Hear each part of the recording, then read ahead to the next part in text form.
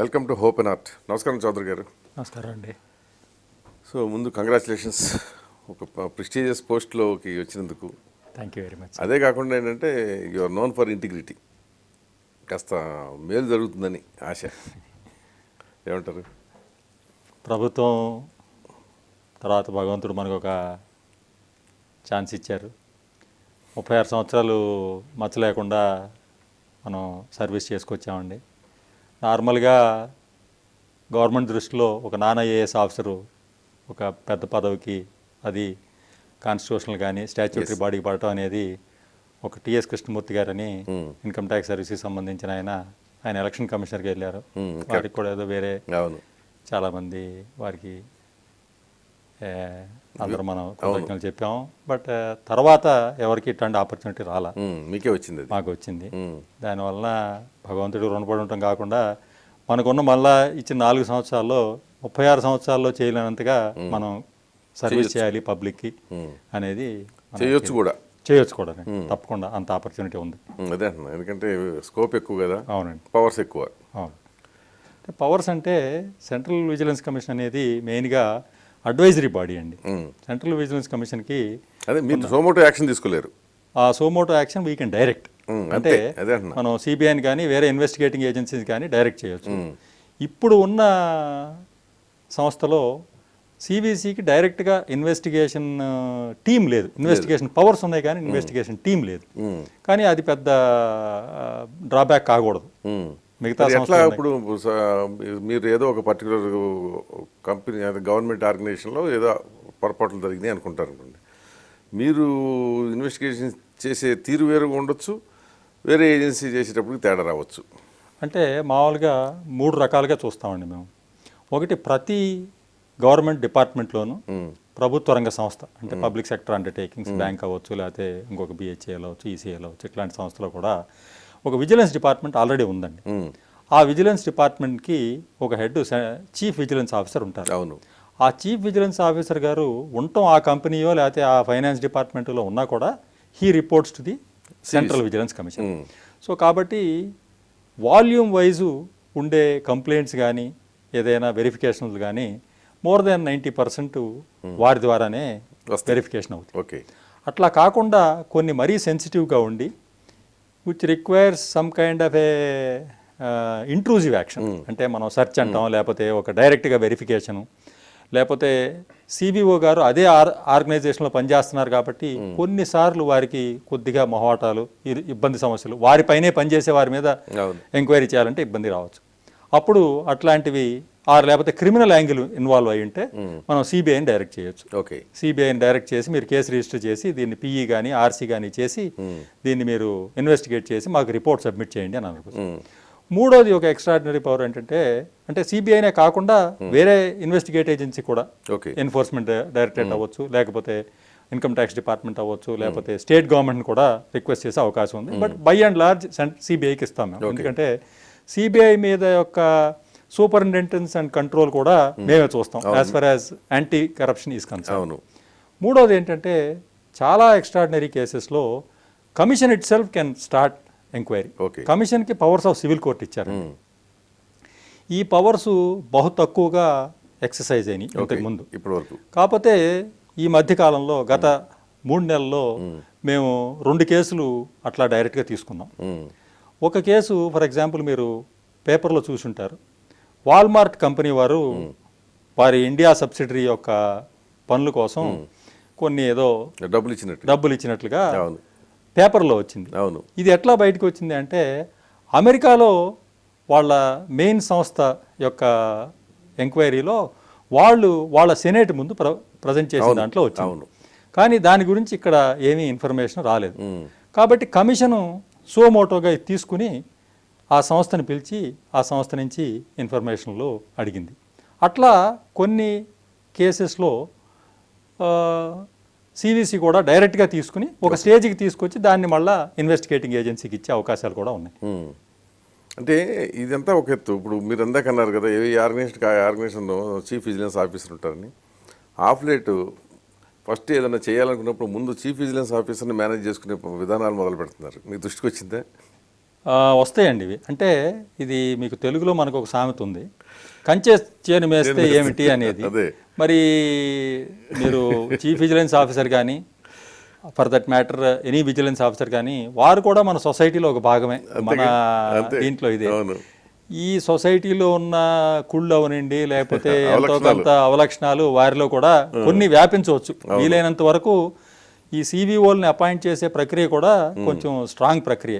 అది మినిస్ట్రీ వారు ఒప్పుకోవాలి, సిబిసి ఒప్పుకోవాలి, వారికి సిబిఐ నుంచి, సిబిసి ఆఫీస్ రికార్డ్ నుంచి, వాళ్ళ డిపార్ట్మెంటల్ విజిలెన్స్ నుంచి ఎటువంటి మచ్చ లేకోకుండా ఉన్న ఆఫీసర్నే మనం తీసుకోవాలి.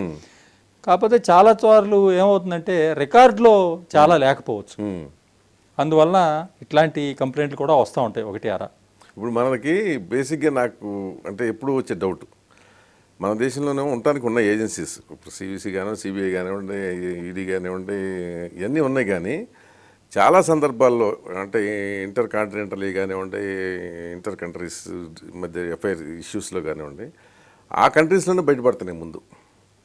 ఐదర్ ఆ కంపెనీ కన్ఫెస్ చేయటం అన్నా చేస్తుంది, లేదంటే అక్కడ ఉన్న ఏజెన్సీస్ గవర్నమెంట్ రిపోర్ట్ చేస్తున్నాయి ఇట్లాంటి లంచాలు ఇచ్చి పుచ్చుకోవటం జరిగింది అనేది.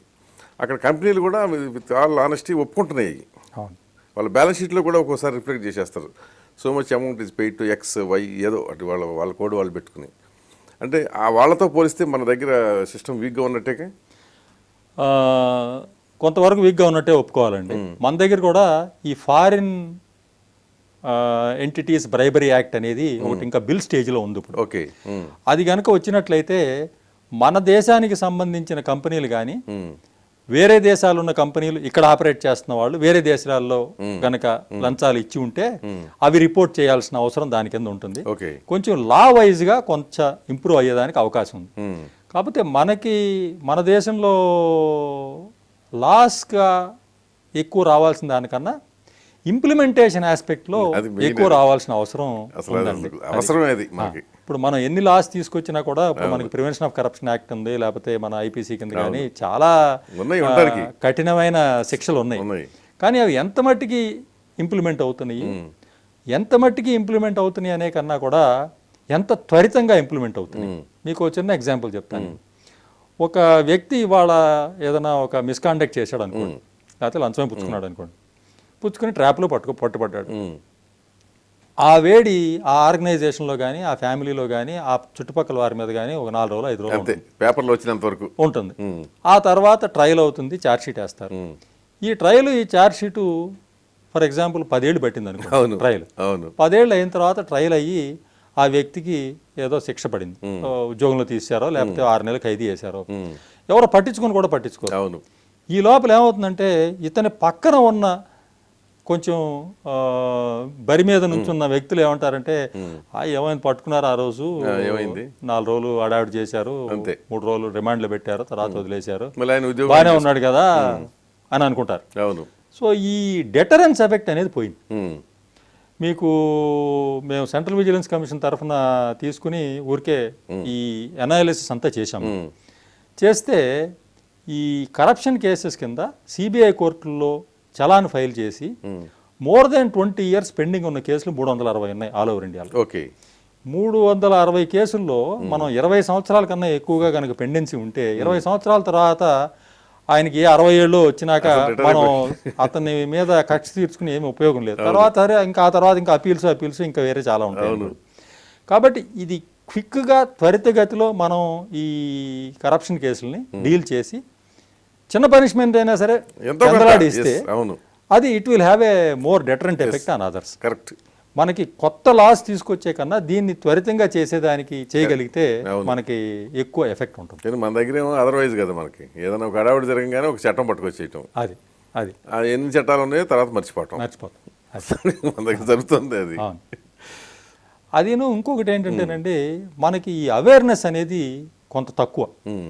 అంటే ఇప్పుడు జనరల్గా ఏంటంటే, ఇప్పుడు మామూలుగా మనం ఫర్ ఎగ్జాంపుల్ రైల్వే స్టేషన్లో టికెట్ కొనడానికి వెళ్తాం అనుకోండి, పెద్ద క్యూ ఉంటుంది. పక్కన ఎవరో ఒక అమ్మాయి వచ్చి అంటుంది, అయ్యా లేడీస్ సైడ్లో లేదు, 10 రూపాయలు ఇస్తే నేను తీసుకొస్తాను అంటుంది. జనరల్ టెండెన్సీ ఏంటంటే 10 రూపాయలు ఇచ్చేస్తాం మనం. ఇచ్చేస్తే ఆ అమ్మాయి పట్టుకొస్తుంది. దానివల్ల మన ముందు ఉన్న ఒక 19 మంది 20 మందికో వాళ్ళకు ఎంతో కొంత అసౌక్యం. ఇది it may not B right example to say అదే కరప్షన్, బట్ దానివల్ల ఏమవుతుందంటే అంటే మన మైండ్ సెట్ మన మైండ్ సెట్ చాలా మారట్ల. అవును. అది కరప్షనా అంటే అది డిఫికల్ట్ టు సే.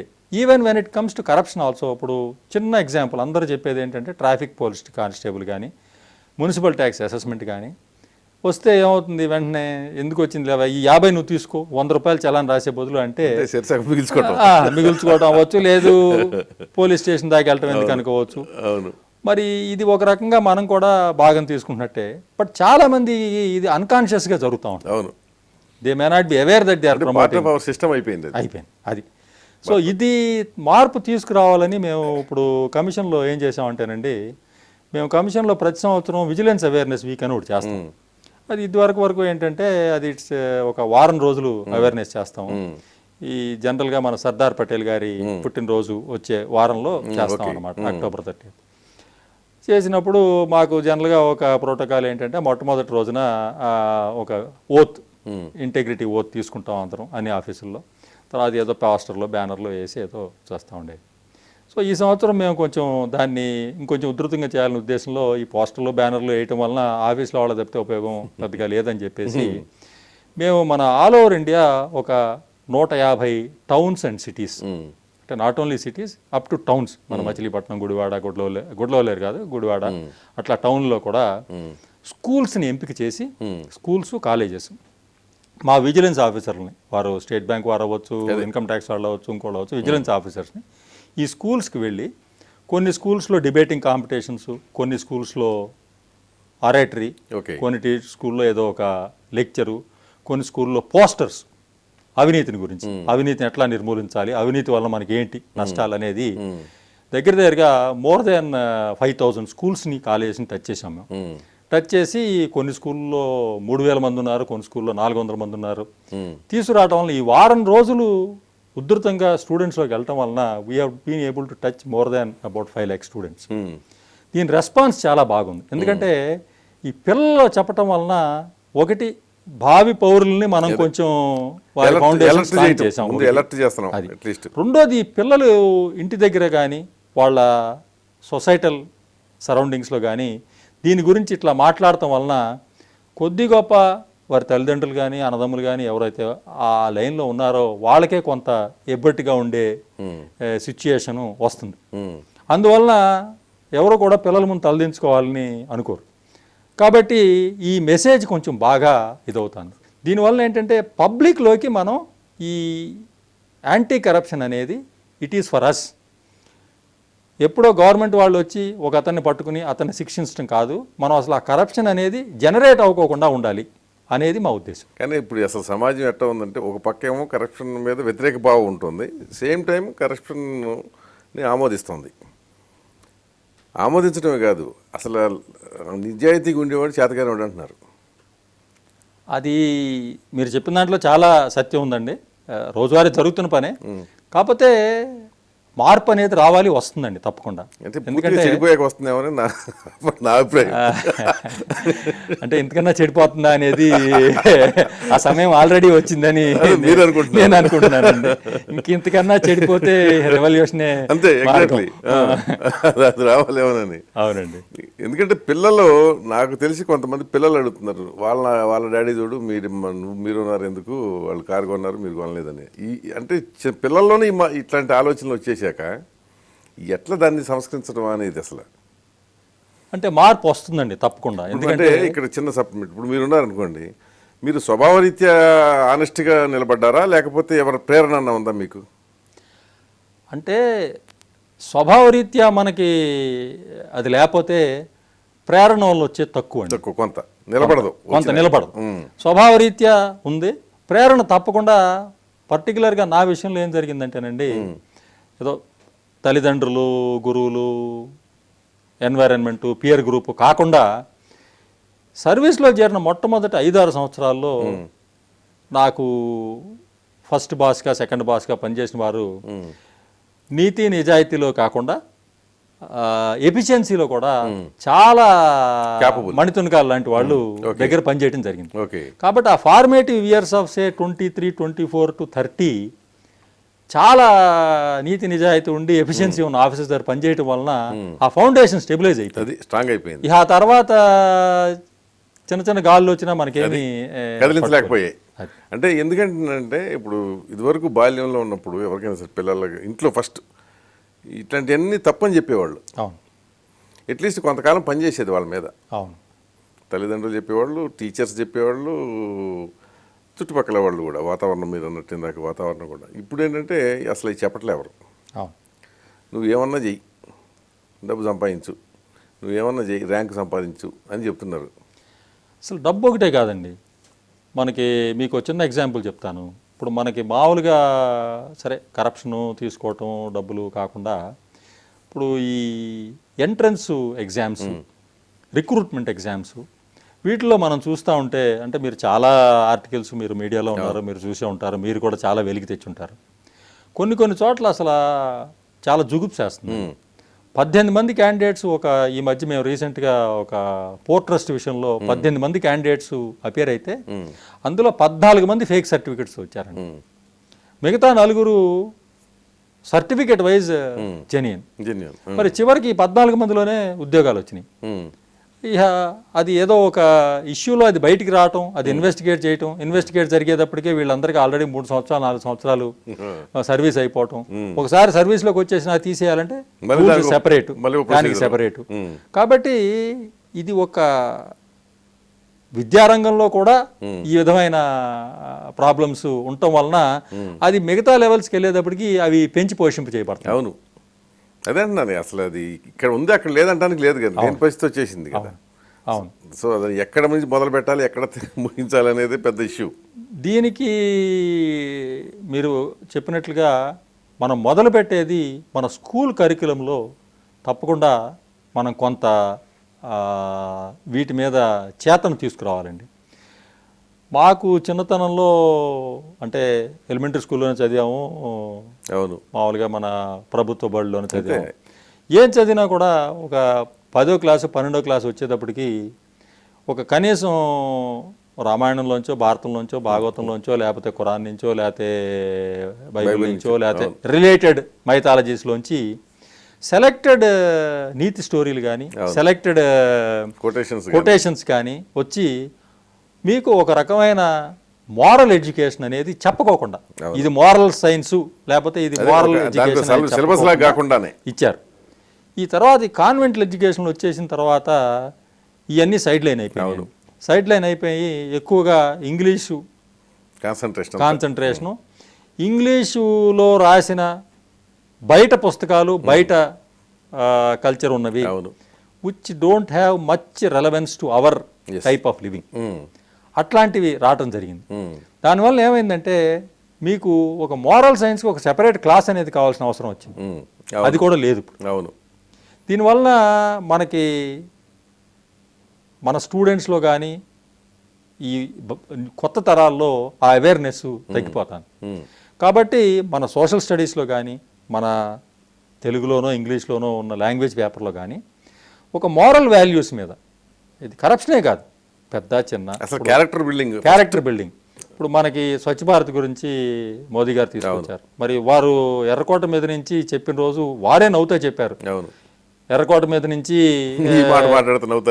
చీపిరి కట్టు ఉంచుకుని అందరూ ఊడవండి తొడవండి అని చెప్పే మాట చెప్తే అందరు నవ్వుతారని అన్నారు.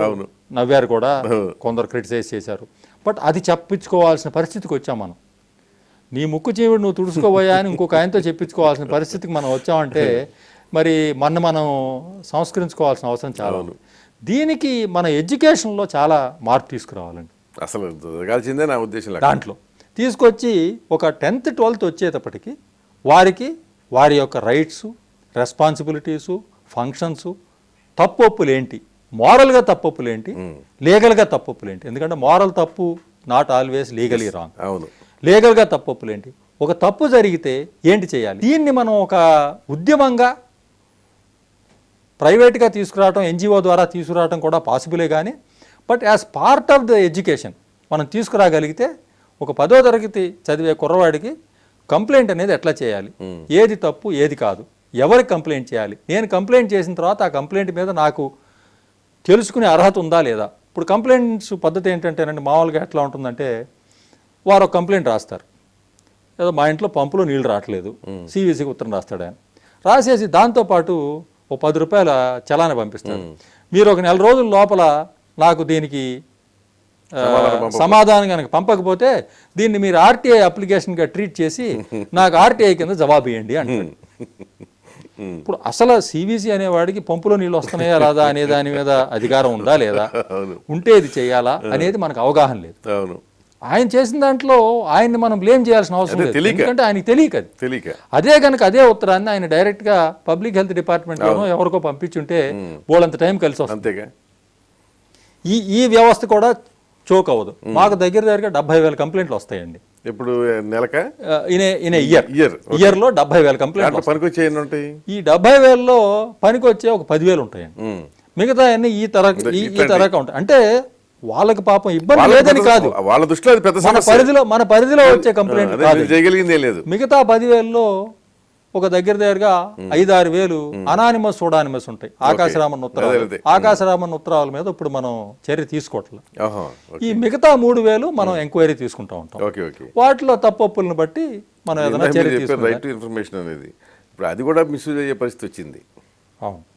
అవును ఒక అప్లికేషన్ పెట్టడం ఏంటి మరి అంటాం, బేరం చేసుకునే పరిస్థితి వచ్చింది. అంటే పబ్లిక్కి ఉపయోగపడే విషయం ఏదైనా కూడా ఎంతో కొంత మిస్యూజ్ అనే దానికి అవకాశం. అంటే ఎక్కడ డబ్బు ఉందని చూస్తున్నట్టున్నారు జనం ఇప్పుడు. అంటే మన నోటీస్కి వస్తున్న సంఘటనలు బట్టి చూస్తుంటే. అవునండి.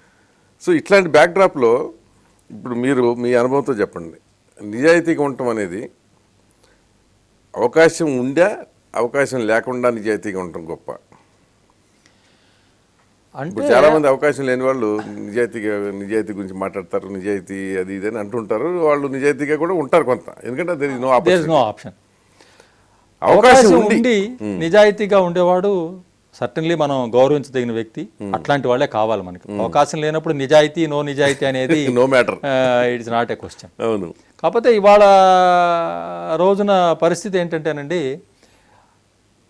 ఈ అవినీతి అనేది ఒక గవర్నమెంట్లో మాత్రమే కాదు, అవినీతి అనేది నాన్ గవర్నమెంట్ సెక్టర్లో కూడా వచ్చేసింది. ఇప్పుడు మీరు ప్రైవేట్ సెక్టర్లో తీసుకోండి, ఇప్పుడు మీ ఆఫీస్ ఉంది, లేకపోతే ఇంకొక ఆఫీస్ ఉంది. మీ ఆఫీస్లో రోజు కొన్ని ₹1,000 అవ్వచ్చు, ₹1,00,000 అవ్వచ్చు, మీరు సామాన్ల మీద కానీ సర్వీసెస్ మీద కానీ ఖర్చు పెడతా ఉంటారు. అన్నీ మీరు ఒక ఎండి గానో ఒక ఓనర్ గానో చూడలేరు కదా. దానిలో కూడా అవకాశం ఉంటుంది. పెట్రోల్ బిల్లు కొట్టిస్తే 10 లీటర్లు పెట్రోల్కి బిల్లు తీసుకుని 8 లీటర్లే కొట్టి అనుమానం ఏం లేదు. కాబట్టి ఇది ఒక అవినీతి అనేది గవర్నమెంట్కి మొత్తం మాత్రమే పరిమితమైంది కాదు. ఇంతకన్నా పెద్ద అవినీతి తీసుకుంటే మనం ఓట్లలో చూస్తున్నాం, అది అసలు ఎలక్షన్లో చూస్తున్నాం. మరి ఒక పవిత్రమైన ఓటుని మనం తీసుకెళ్ళి డబ్బు తీసుకుని ఓటుని అమ్ముతున్నావా, లేకపోతే ఆ డబ్బు వస్తేనే మనం ఓట్ చేస్తున్నావా అనేది మరి మనం చూస్తానే ఉన్న విషయమే. కాబట్టి మరి మనం ఒక చోట మట్టికి అవినీతిని సమర్థించి మరొక చోట అవినీతిని నిర్మూలించాలి అంటే అది చాలా కాంట్రడిక్టరీ సిచ్యువేషన్. అవును, అదే నేనేది. ఇప్పుడు ఓటు వేసేటప్పుడు ఇదివరకు ఏదో ఇస్తే పుచ్చుకునేవాళ్ళు, ఇప్పుడేమో డిమాండ్ చేస్తున్నారు. డబ్బులు ఇస్తేనే ఓటేస్తాం అనే పరిస్థితికి చాలామంది వచ్చేస్తున్నారు. ముఖ్యంగా ఉద్యోగస్తులు కూడా అడుగుతున్నారు. ఇంక ఈ స్టేజ్లో ఎవరు రిపేర్ చేయాలి, అసలు ఎక్కడ మొదలెట్టాలి అనేది మీ పొట్టాలకు అనిపిస్తూ ఉంటుంది. నాకైతే ఒక్కొక్క సందర్భంలో ఫ్రస్ట్రేషన్ ఉంటుంది. వాళ్ళు ఇది ఇక రోజు ఉండేదే కదా అని. ఇప్పుడు మేము ఇదివరకు ఏదో ₹1 కోటి, ₹2 కోట్ల ఫ్రాడ్ అనగానే ఫస్ట్ పేజీలు వేసేవాళ్ళం. ఇప్పుడు కనీసం 100 కోట్లు ఏంది అసలు ఫస్ట్ పేజీ వద్దు ఆధారని అంటాం. అది పెరుగుతూ ఉన్న మాట వాస్తవేనండి. కాకపోతే అట్లా అని హోప్ లేదు అనే మాట కూడా కరెక్ట్ కాదు. ఎందుకంటే అవేర్నెస్ అనేది వస్తుంది పబ్లిక్లో. కాకపోతే మీకు తెలియదు ఏముంది, మనకి ఎకనామిక్ యాక్టివిటీ పెరుగుతుంది, డిస్పారిటీస్ పెరుగుతున్నాయి. అట్లాగే మనకి తెలియని మా జనరేషన్లో మేము చిన్నప్పుడు ఉన్నప్పుడు మాకు తెలియని వసతులు కానీ విషయాలు కానీ చాలా తెలుస్తున్నాయి. మనం పర్టికులర్లీ ఇంటర్నెట్ ఎక్స్ప్లోజన్ వచ్చేసిన తర్వాత వాళ్ళ అమెరికాలో ఉండే ఏం విధమైన వస్తువులు వాడుతున్నారు, ఏ టైప్ ఆఫ్ సినిమాలు వస్తున్నాయి, లేకపోతే ఏ టైప్ ఆఫ్ ఎంటర్టైన్మెంట్ అనేవి వస్తున్నాయి అనేది అంతా మొత్తం మీకు ఇక్కడ కూడా వస్తాను. చేతులు వస్తున్నప్పుడు మీకు కూడా కావాలనిపిస్తుంది ఆటోమేటిక్గా, అవును. మార్కెట్ పెరుగుతుంది. మరి అది అఫోర్డబిలిటీ కెపాసిటీ లేనప్పుడు మరి ఏదో కొన్ని అవకతవకలు చేసి జేబులో చేయి పెడతాం ఇక. పెడతాం అనేది కొంత అవకాశం ఉంది. కాకపోతే నేను ఆప్టిమిస్ట్ అండి, దీనిలో మార్పు తప్పకుండా వస్తుంది. ఈ యంగర్ జనరేషన్లో పర్టికులర్గా స్టూడెంట్స్లో కానీ, తర్వాత ఈ ఎడ్యుకేటెడ్ పీపుల్లో కానీ, వెదర్ ఎంప్లాయిడ్ ఆర్ అన్ఎంప్లాయిడ్, చాలా అవేర్నెస్ ఉంది. వీలైనంత వరకు మనం దీంట్లో చేయి పెట్టకూడదు, ఈ రొచ్చులో ఇరుక్కోకూడదు అనేది ఉంది. ఇప్పుడు ఒక విషయం జనరల్గా డిస్కషన్లో వచ్చే ఇష్యూస్ అనమాట ఇది. ఇప్పుడు మీరంటే ఫార్చునేట్ అన్న ఒక రకంగా నా దృష్టిలో, ఎందుకంటే ఆనెస్ట్గా ఉండి మంచి మంచి పోస్టులు చేయగలిగారు, ఉన్నత స్థానానికి రీచ్ అయ్యారు, ఇప్పుడు సివిసిగా నియమితులయ్యారు. కానీ చాలా సందర్భాల్లో ఆనెస్ట్గా ఉండటం వల్ల పనిష్మెంట్కి గురవుతున్న వాళ్ళు ఉన్నారు. లేదా మరి అది వేరే కారణమో నాకు తెలియదు, మీరు చెప్పాలి. ఇప్పుడు సపోజ్ స్ట్రిక్ట్గా ఉన్నాడు అనుకోండి, ఫోకల్ పోస్టులో కాకుండా నాన్ ఫోకల్ పోస్టులో మారేస్తారు పొలిటికల్ సిస్టంలో. అది ఈ పార్టీ ఆ పార్టీ మినహాయింపులు ఏమి లేకుండా మన దేశంలో. కానీ సో అలాంటప్పుడు వాళ్ళు వాళ్ళ మొరల్ దెబ్బతింటుంది కదా.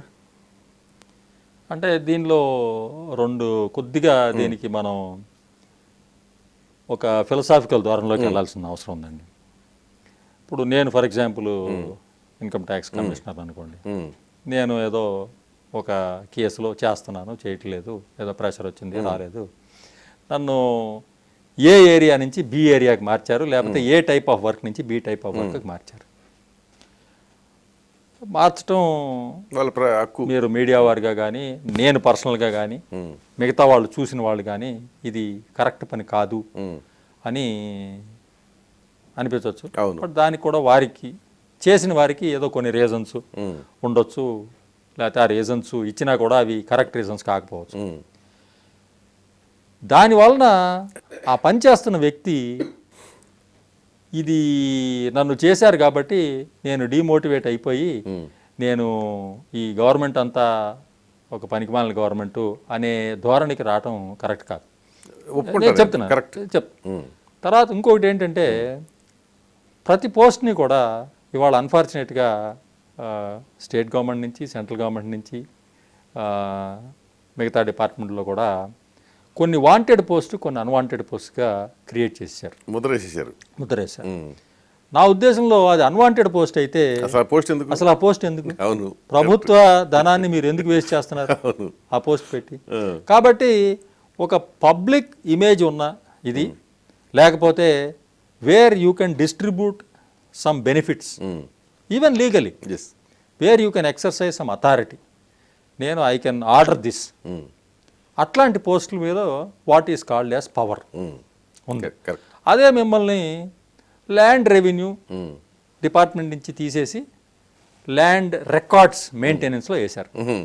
ఇమీడియట్లీ మనం అంతా అంటాం ఆయన పనిష్ చేశారు. ఆయన ఒక సమర్థవంతమైన వ్యక్తి అయితే ఆ ల్యాండ్ రికార్డ్స్ అనేది ఎంత ఇంపార్టెంట్ విషయమో దాన్ని స్ట్రీమ్లైన్ చేసి 6 నెలల్లో చూపిస్తాడు. కాకపోతే అన్ఫార్చునేట్గా ఏమవుతుందంటే, ఎంతమంది పర్సంటేజ్ ఆఫ్ ఆఫీసర్స్ ఇట్లాంటిది ఉన్నారు అనేది చాలా తక్కువ. ఇప్పుడు మీరు చాలా డిపార్ట్మెంట్లో తీసుకోవచ్చు. ఫర్ ఎగ్జాంపుల్ మీరు మా ఇన్కమ్ ట్యాక్స్ డిపార్ట్మెంట్ తీసుకోండి. జనరల్గా ఏంటంటే, కొంచెం ఎవరన్నా వ్యక్తి మీద కొద్దిగా ఇట్లాంటి ఎలిగేషన్స్ ఏమన్నా వస్తే వాడిని ఏదో ట్యాక్స్ రికవరీ డిపార్ట్మెంట్లోనో లేకపోతే ఇన్కమ్ ట్యాక్స్ ట్రిబ్యునల్లో ఆర్గ్యూ చేసేదానికో వేస్తారు అని ఒక వెనికిడి. కానీ ఇవి రెండు చాలా ఇంపార్టెంట్ డిపార్ట్మెంట్. అదే కదా, ఇప్పుడు రికవరీ ఆఫీసర్స్కి ఉన్న పవర్స్ ఎక్స్ట్రాడినరీ పవర్స్. మరి అన్నిటికన్నా ముదురు కేసులే అక్కడికి చేరతాయి. మరి అక్కడ వారు కనుక సమర్థవంతంగా తన సమర్థతను చూపించగలిగితే, నీతి కలిగిన వ్యక్తి అయినప్పుడు తప్పకుండా అతనికి అక్కడ కూడా రాణింపు కలుగుతుంది. కలిగిన కేసులు ఉన్నాయి. కాబట్టి మనం కొన్ని చోట్ల ఏమవుతుందంటేనండి, ఆఫీసర్స్లో కూడా ఒక పేరు వచ్చింది అనుకోండి ఒక ఆఫీసర్కి, ఏదో ఒక కారణం వల్ల, it's maybe motivated also, I'm not going to that, ఇమీడియట్గా ఆయన్ని ఒక మార్టైర్ చేసి ఈయన వెళ్ళిపోయాడు కాబట్టి మొత్తం అంతా అయిపోతుంది అనే ఒక క్రియేట్ చేయటం కరెక్ట్ కాదు. ఎందుకంటే మనం every officer who is recruited in the government, unless otherwise proved is a competent officer. This is my thinking. Exactly అదే కాదు, ఆ పోస్ట్కి ఉన్న పవరే కానీ వ్యక్తిని బట్టి పోస్ట్ కాదు. లేదు నా దృష్టి లేదు. ఇప్పుడు సపోజ్ ఒక కమిషనర్ అంటే కమిషనరే, ఆ కమిషనర్లోకి మీరున్నా నేనున్నా ఆ కమిషనర్ పోస్ట్ వల్ల వచ్చే అధికారాలను ఉనగించేవాళ్లే కానీ అది వ్యక్తుల వల్ల అధికారాలు రావు కదా, రాకూడదు కూడా. అంతే కదా. అవును. కానీ అది అట్లాంటి వాతావరణం ఉండలేదు కదా ఇక్కడ మన దగ్గర. కొంతమంది ఉన్నప్పుడు సపోజ్ ఒక పోలీస్ ఆఫీసర్ వచ్చాడు అనుకోండి, లా అండ్ ఆర్డర్ మీద విపరీతమైన కాన్సన్ట్రేషన్ పెడతాడు.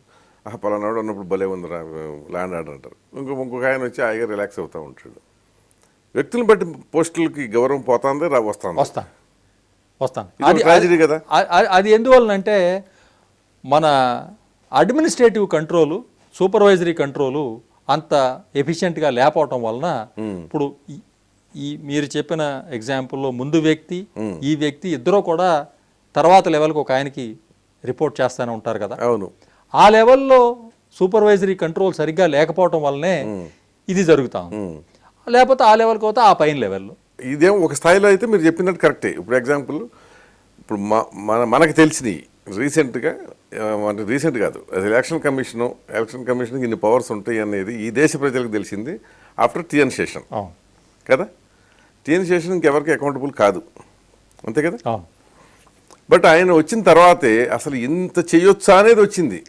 అప్పుడు దాకా అది ఎన్నికల సంఘం చట్టంలోనే ఉన్న అధికారాలే, ఆయన ఎక్స్ట్రాడినరీగా తెచ్చుకోవాలా, గవర్నమెంట్ రాసి తెచ్చుకోవాలా. మరి వ్యక్తిని బట్టి వ్యవస్థలు పనిచేసే పరిస్థితి అనేది ఎక్కడ కనిపించింది మనకి. అంటే వ్యక్తిని బట్టి వ్యవస్థను అనే కన్నా నేను కొంచెం మాడిఫై చేస్తాను స్టేట్మెంట్, దానిలో అగ్రి చేస్తాను. ఒక్కొక్క వ్యక్తి ఒక్కొక్క సంస్థకి కొత్త చైతన్యాన్ని ఇస్తాడు. మీరు చెప్పినట్లుగా కొత్త లా ఏమి రాలా, అదే కదా, కొత్త ఇదేమి రాలా, కాకపోతే కొత్త దృక్పథం నుంచి తీసుకెళ్ళి ఆయన్ని దాన్ని ముందుకు తీసుకెళ్ళగలిగాడు. అది ఎలక్షన్ కమిషన్లో కావచ్చు, లేకపోతే ఈ రోజు సెంట్రల్ విజిలెన్స్ కమిషన్లో కావచ్చు, రేపు ఇంకొక చోట కావచ్చు. అది మరి హ్యూమన్ నేచర్ ఈజ్ సచ్. ఎందుకంటే అందరూ మనం మ్యానుఫ్యాక్చర్డ్ ప్రోడక్ట్స్ కాదు కదా.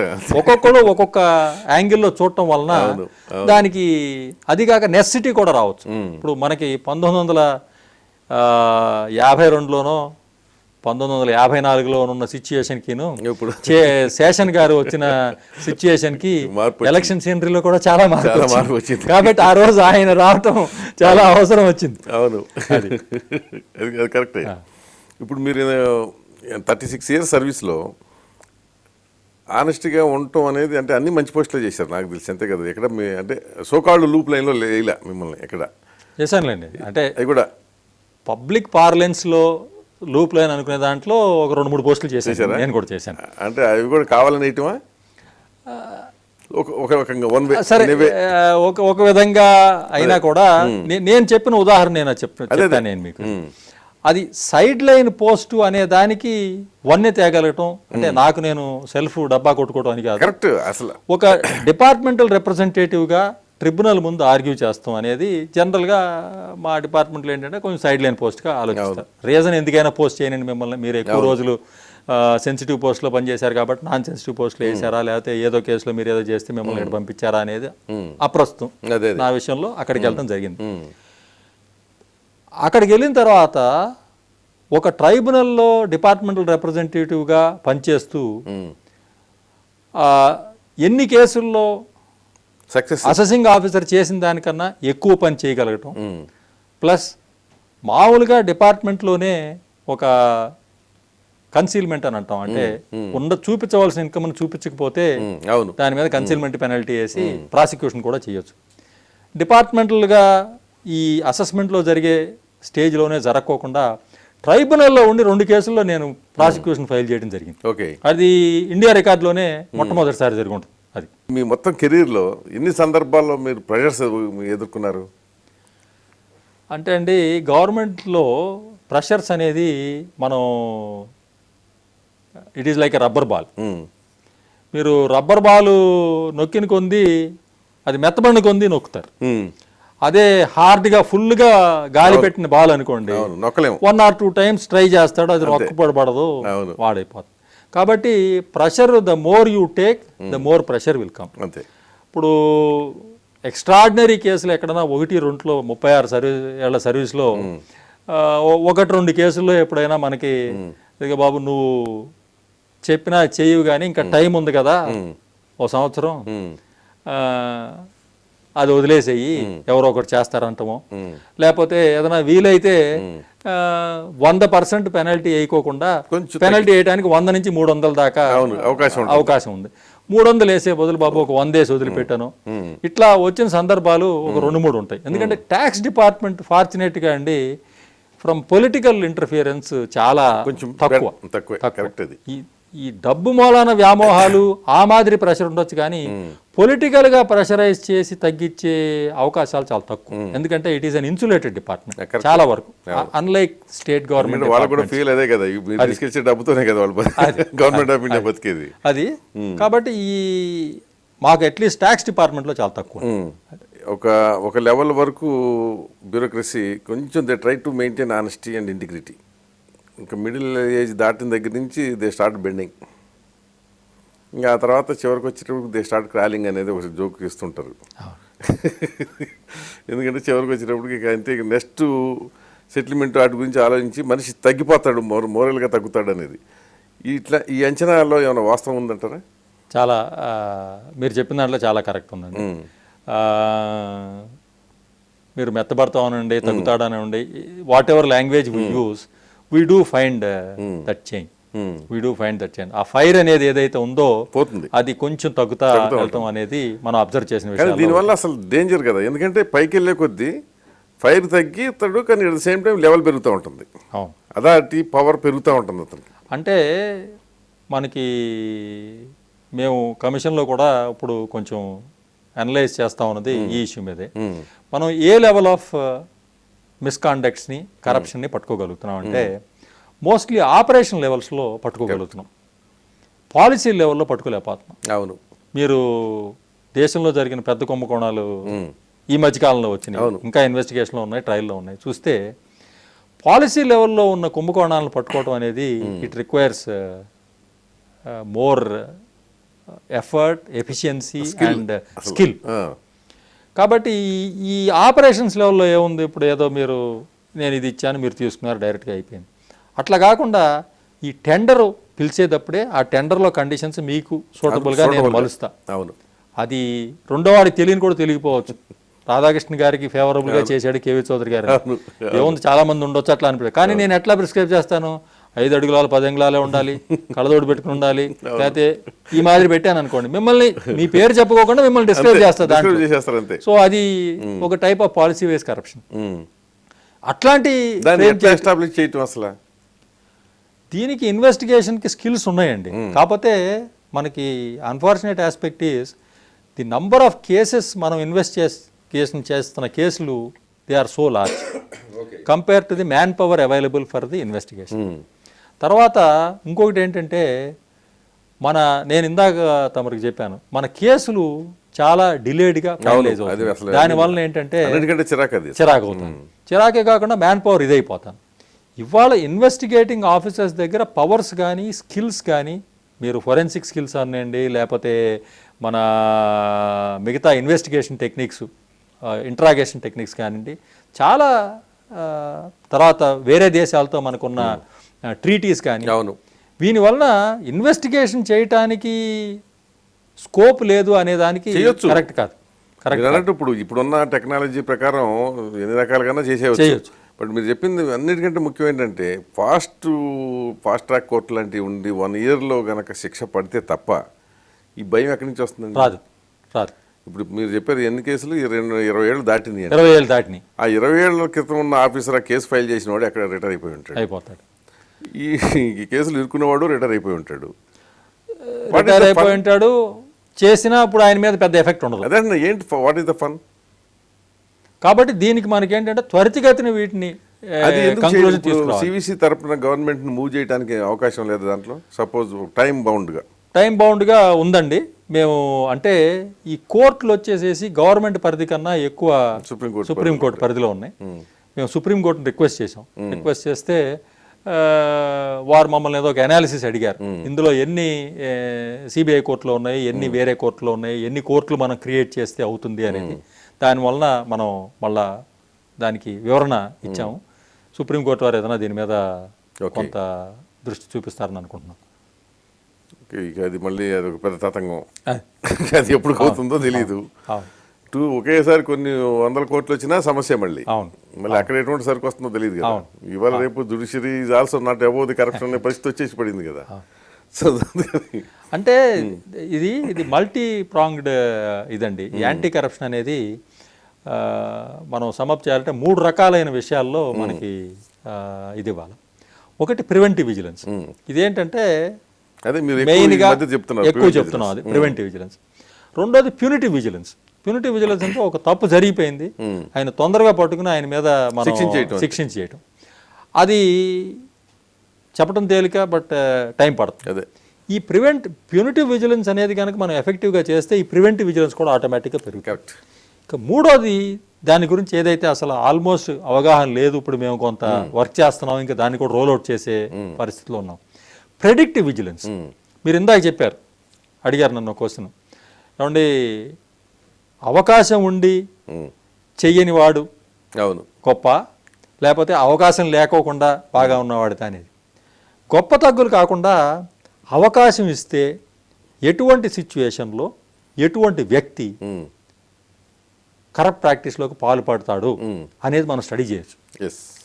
మీకు ఫర్ ఎగ్జాంపుల్ నాకు ఇది ఐడియా ఎందుకు వచ్చింది ఏంటంటే, సరే ఈ ఇన్కమ్ ట్యాక్స్లో తర్వాత ఈ సివిసిలో పనిచేయటం కాకుండా మీరు ఈ సూపర్ మార్కెట్లో చూస్తే డిపార్ట్మెంటల్ స్టోర్స్లో కానీ ఈ అమెరికాలో కానీ ఈ మిగతా ఈ వెస్ట్రన్ కంట్రీస్లో వీళ్ళు స్టడీ చేసి వాళ్ళు సూపర్ మార్కెట్లో సరుకుల్ని ప్రతిరోజు మారుస్తూ ఉంటారు. శుక్రవారం సాయంత్రం వస్తే వీకెండ్కి శని ఆదివారాలకి ఏం కావాలి, ఏదో బీర్ బాటిలో లేకపోతే ఇంకోటో ఆ రిక్వైర్మెంట్ దగ్గర తెచ్చి పెడుతున్నారు. అదే మండే అయితే దీన్ని వెనక్కి తీసుకెళ్ళి ఇంకో దాన్ని పట్టుకొస్తున్నారు.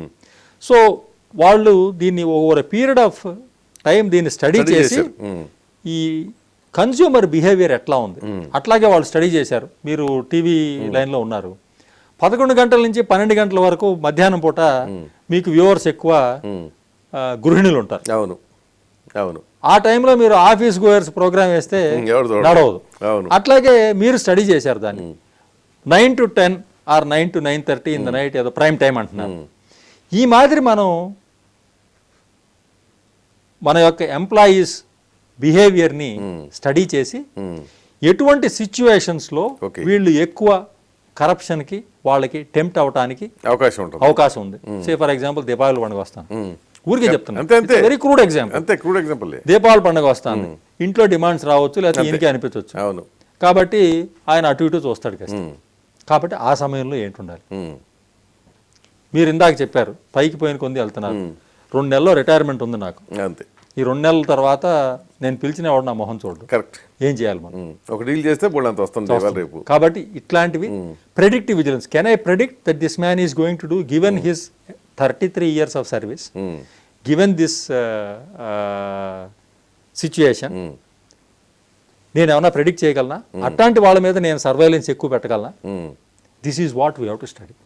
ఎందుకంటే మనం ఉన్న అవినీతి చాలా ఉందని అనుకుంటున్నాం, ఉండే స్కోప్ కూడా చాలా ఎక్కువ ఉంది అనుకుంటున్నాం. కానీ మనకున్న పరికరాలు కానీ మనకున్న రిలయబుల్ టూల్స్ కానీ రిలయబుల్ ఆఫీసర్స్ కానీ చాలా తక్కువ. వీళ్ళని ఒక రకమైన ఎఫెక్టివ్గా ఉపయోగించి ఏవైతే పెద్ద కుంభకోణాలు జరిగేదానికి అవకాశం ఉందో, ఎక్కువగా జరిగే అవకాశం ఉందో, అట్లాంటి వాటిని మనం కనుక ట్యాప్ చేయగలిగితే మిగతా ఆటోమేటిక్గా తక్కువయ్యేదానికి అవకాశం తర్వాత సెట్ అవుతూ ఉంటాయి. కానీ మీకు మ్యాన్ పవర్ ప్రాబ్లం కదా, మీకు మ్యాన్ పవర్ కూడా పెద్ద ప్రాబ్లమే. సిబిసికి మ్యాన్ పవర్ ప్రాబ్లం, సిబిఐకి మ్యాన్ పవర్ ప్రాబ్లం ఎక్కువ వాళ్ళకి. అదే ఇంకెక్కువ అందరూ సిబిఐ అని అడుగుతారు, వాళ్ళకేం మ్యాన్ పవర్ సరిగ్గా లేదు. ఇంత పెద్ద దేశంలో గుప్పిడి మంది ఏం చేయగలరు అనేది కదా.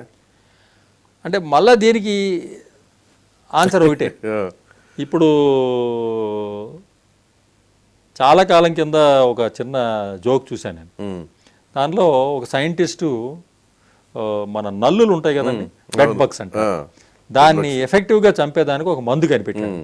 వాడు అడ్వర్టైజ్ చేశాడు, చాలా సింపుల్ అండి, నల్లిని పట్టుకోండి, పట్టుకొని మా మందు ఒక చుక్క తీసి దాని గొంతులేయండి, దెబ్బకి చచ్చి ఊరుకుంటుంది, అది ప్రాక్టికలా?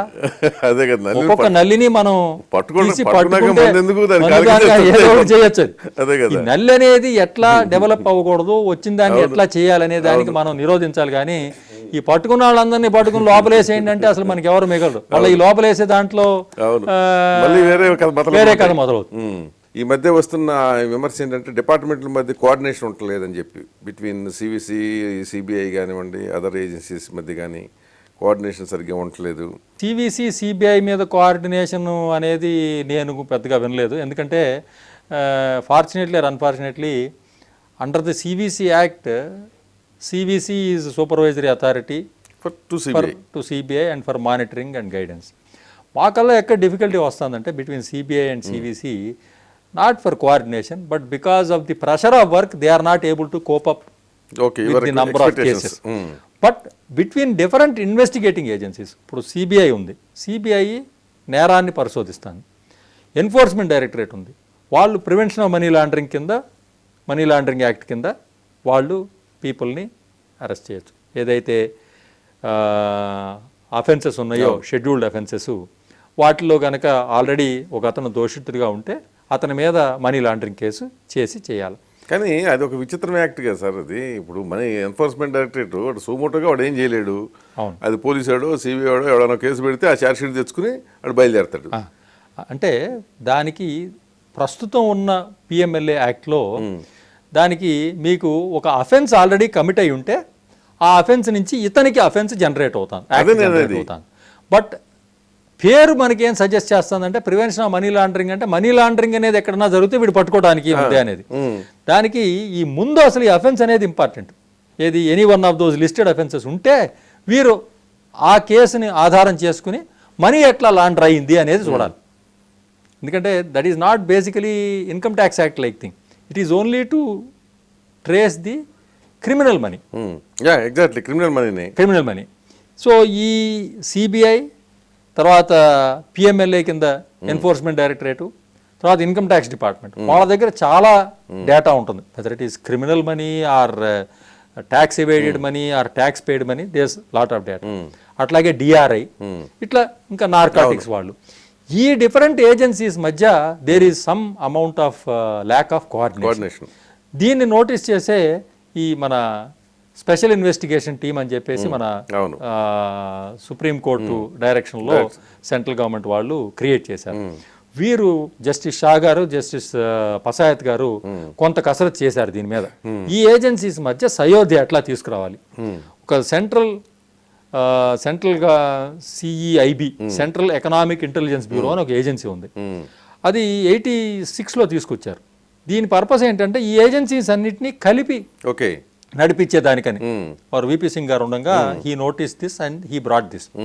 కాకపోతే ఓవర్ పీరియడ్ ఆఫ్ టైం ఏమైపోయిందంటే ఈ సిఐబి అనే వాళ్ళు మేమే కేసులు చేసి మేమే పట్టుకుని ఆ దండ లేదా మేమే వేయించుకోవాలన్న ధోరణిలో కొంతకాలం వాళ్ళు సొంతంగా కేసులు ఇన్వెస్టిగేట్ చేయటం వలన ఈ కోఆర్డినేషన్ పోయి వాళ్ళు కూడా ఇంకొక ఇన్వెస్టిగేటింగ్ ఏజెన్సీ ఆల్రెడీ ఉన్నారు వీళ్ళంతా, మీరు ఇంకొక కొత్త ఏజెన్సీ అయ్యారు.